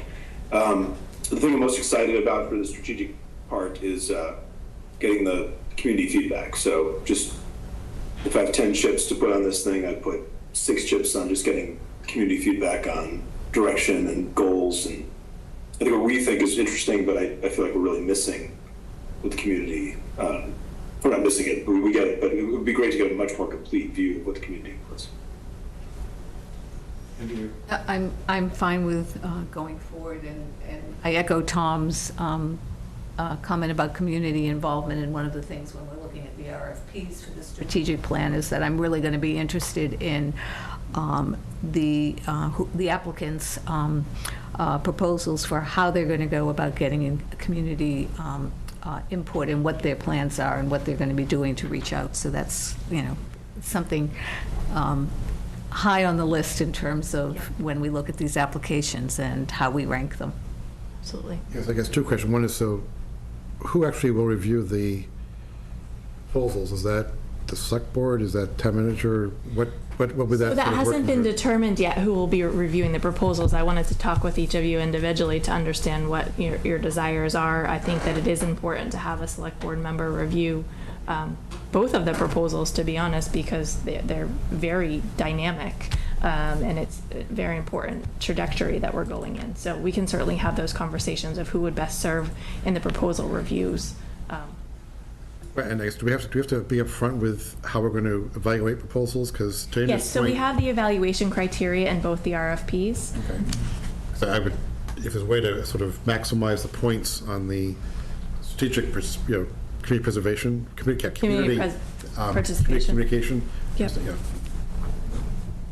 What do you envision this looking like as far as the size of the thing? Is this something like the Shrewsbury strategic thing, about 30 pages? Or so it's really guided by what the town wants. So it could be a very short magazine type of document, or it could be a more robust chapter book, or it could be a pamphlet. So it's really guided by the input that is provided by the community and how the select board and the department heads and myself as town manager want this document to be provided. So there's no rule book related to what the document should look like. Would you envision having education included in that, and also the net zero efforts? Because so that will come out of the communication. That will come out of the community feedback. So if the community says to us, net zero is the #1 most important thing for the town of Westford, that would certainly be in the plan. Or education is the #1 most important thing, or those are top things. That should come out of the plan. Yeah, it looked okay to me. So I mean, space needs and assessment. That I want to see, data behind it. That should be not a book, but it should be, weighty. Maybe spreadsheets, not text, but there should be a lot of content there. Whereas the strategic plan, that could be, I wouldn't say a magazine, but I look at I keep using the example of Westboro because I think they did a good job of getting input from community staff, future expectations of what they want their town to be. So that's not doing duplicate it, but that's kind of what I'm. Right. And I wanted to point out in the facilities and space analysis, we did include an evaluation criteria that the firm be cognizant of our sustainability goals and sustainability practices. So it's not complete. I had a verbiage there. I'm working with Eric and Jeff to get the complete evaluation criteria, but we did take that feedback from the Clean Energy Committee, and we'll be incorporating that into the space assessment study. Good. So is there a motion to release both the facility space needs and capital assessment RFP and the strategic plan RFP? So moved. Second. All in favor, John? Aye. Tom? Aye. Andrea? Aye. Aye. Thank you. So in executive session, we did talk about the fiscal year 24 non-union pay and classification plan. There were some suggested edits made in that session, and just looking to amend that. We did talk about this at a previous meeting based upon the 2% cost of living adjustment. So I'll move to approve to amend the FY24 non-union pay and classification plan. Second. All in favor, Andrea? Aye. John? Aye. Tom? Aye. Aye. Great. All right, so moving on to the grants. This is from the Health Department. I believe Ray is on if there are questions. There's a request for the Public Health Excellence Shared Services Grant to fund the Regional Community Health Coordinator, the Quality Improvement Coordinator, and the Shared Services Grant Coordinator in the amount of $295,872. I have a question. I think it's a typo. Okay. Not on Ray's part. The memo says that it's for a year, but the award letter says that the engagement contract will be in effect through 6/30/24. Okay, I read it the wrong way, never mind. Okay. But I also have a request for a future meeting, which is, I'd like a report from the Health Department in terms of, what these funds have been used for and what the Health Department has done with these funds and the programs, and just if we could have an update of, the past year, that would be helpful. Of course. What the Regional Community Health Coordinator, the Quality Improvement Coordinator, and the Shared Services Grant Coordinator, what they've accomplished. Absolutely. John? In the letter that Ray sent to town manager on August the 9th, down there they said this grant is for 1 year, 07/01/2024 through 6/30/2024. There must be a typo there. That's the typo, yeah. That's the other typo. This looks a lot like the contract that you're signing here, you want us to sign. Talk about an authorized signature. Who is that going to be? So I would be signing that on behalf of the town. Do they have anything that says how this thing's supposed to be filled out? It reminds me of the contract So that we had. did this last year, so I can definitely double check of how it was Same done thing? last. Yeah. Okay. All right. We being the town of Westford. Yeah. And then that invoice didn't seem to be really filled out. What is that for? That for July 1st, 2023, August 31st, 2023, for $147,936. That doesn't seem to be filled out, and I wonder what that's for, or what that's about. Ray still there? Yep, she is there. I'm just going to try to pull it up as well. I mean, this thing is. Can you promote Ray Eric? I have tried several times too.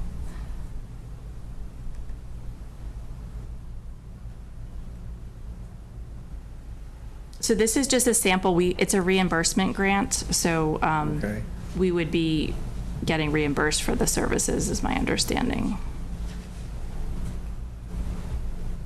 Ray, am I incorrect on that? Good evening. No, you are correct. So that paper is just to state that that is the first payment that the town will receive. This has an attachment of a lot of tasks here. How much of that 295,872 is just for the 3 positions that they mentioned that this grant covers? So that grant covers all 3 of those positions, which we currently have and have had for the last 2 years. And it does also cover not only the employees' gas mileage, it covers all her equipment, any resources or materials she needs in the field. It also covers all of her benefits, health insurance, and it does cover both consultants' salary. So I guess, well, there was something else in where they have you sign. Never mind. I think it's all right. I just had some concerns about the way this thing is filled out. This is a typical state contract, I think.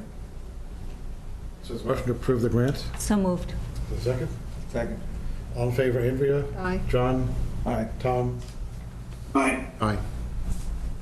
Great, so we'll go into contracts. A contract for Buckley Elevator for elevator and wheelchair lift maintenance and applicable inspections for a 3-year contract price of $82,950 by the Facilities Department. Environmental Systems Research Institute for ArcGIS Enterprise installation and configuration support for $14,360 by the Engineering Department. This was an ARPA request. Public Safety Consultants LLC in accordance with the price proposal as requested by the Police Department. This is for the assessment center for the deputy chief and a captain. Coastal Medical Billing for ambulance billing services as outlined in the 3-year contract by the Fire Department. And then I'll move on to purchase orders if there's no questions. Okay. This is for your MMA dues, Mass Municipal Association for Select Board membership in the amount of $3,307 by the Town Manager's Office. Colonial Municipal Group for a 2023 Chevy Bolt EUV approved by the capital funding in the amount of $30,914 by the Facilities Department. Solitude Lake Management for lake management services, not to exceed $34,440 by the Conservation Resource Planner, and Merrimack Valley Truck Services for repairs to engine 2 in the amount of $12,415.60 as requested by the fire department. Move to approve. Is there a second? Second. All in favor, Andrea? Aye. John? Aye. Tom? Aye. Aye. Under correspondence, I would just note that Bob Krankowitz, we got your letter. I think we've actually had a response already, but as you can tell from the time now, we're going to put you on the 9/12 agenda, but we'll discuss the Boston Road issues with the relevant parties and be prepared at our next meeting. Other than that, there's a motion to waive reading of correspondence. So moved. Second. There's now an opening on the Economic Development Committee as well, so. just note that from a correspondence. Okay. So we have a motion to second. All in favor, Andrea? Aye. John? Aye. Tom? Aye. Aye. Move to adjourn. Is there a second? Second. All in favor, Andrea? Aye. John? Aye. Tom? Aye. Aye. Thank you, and good night. Thanks. Good night, Westford.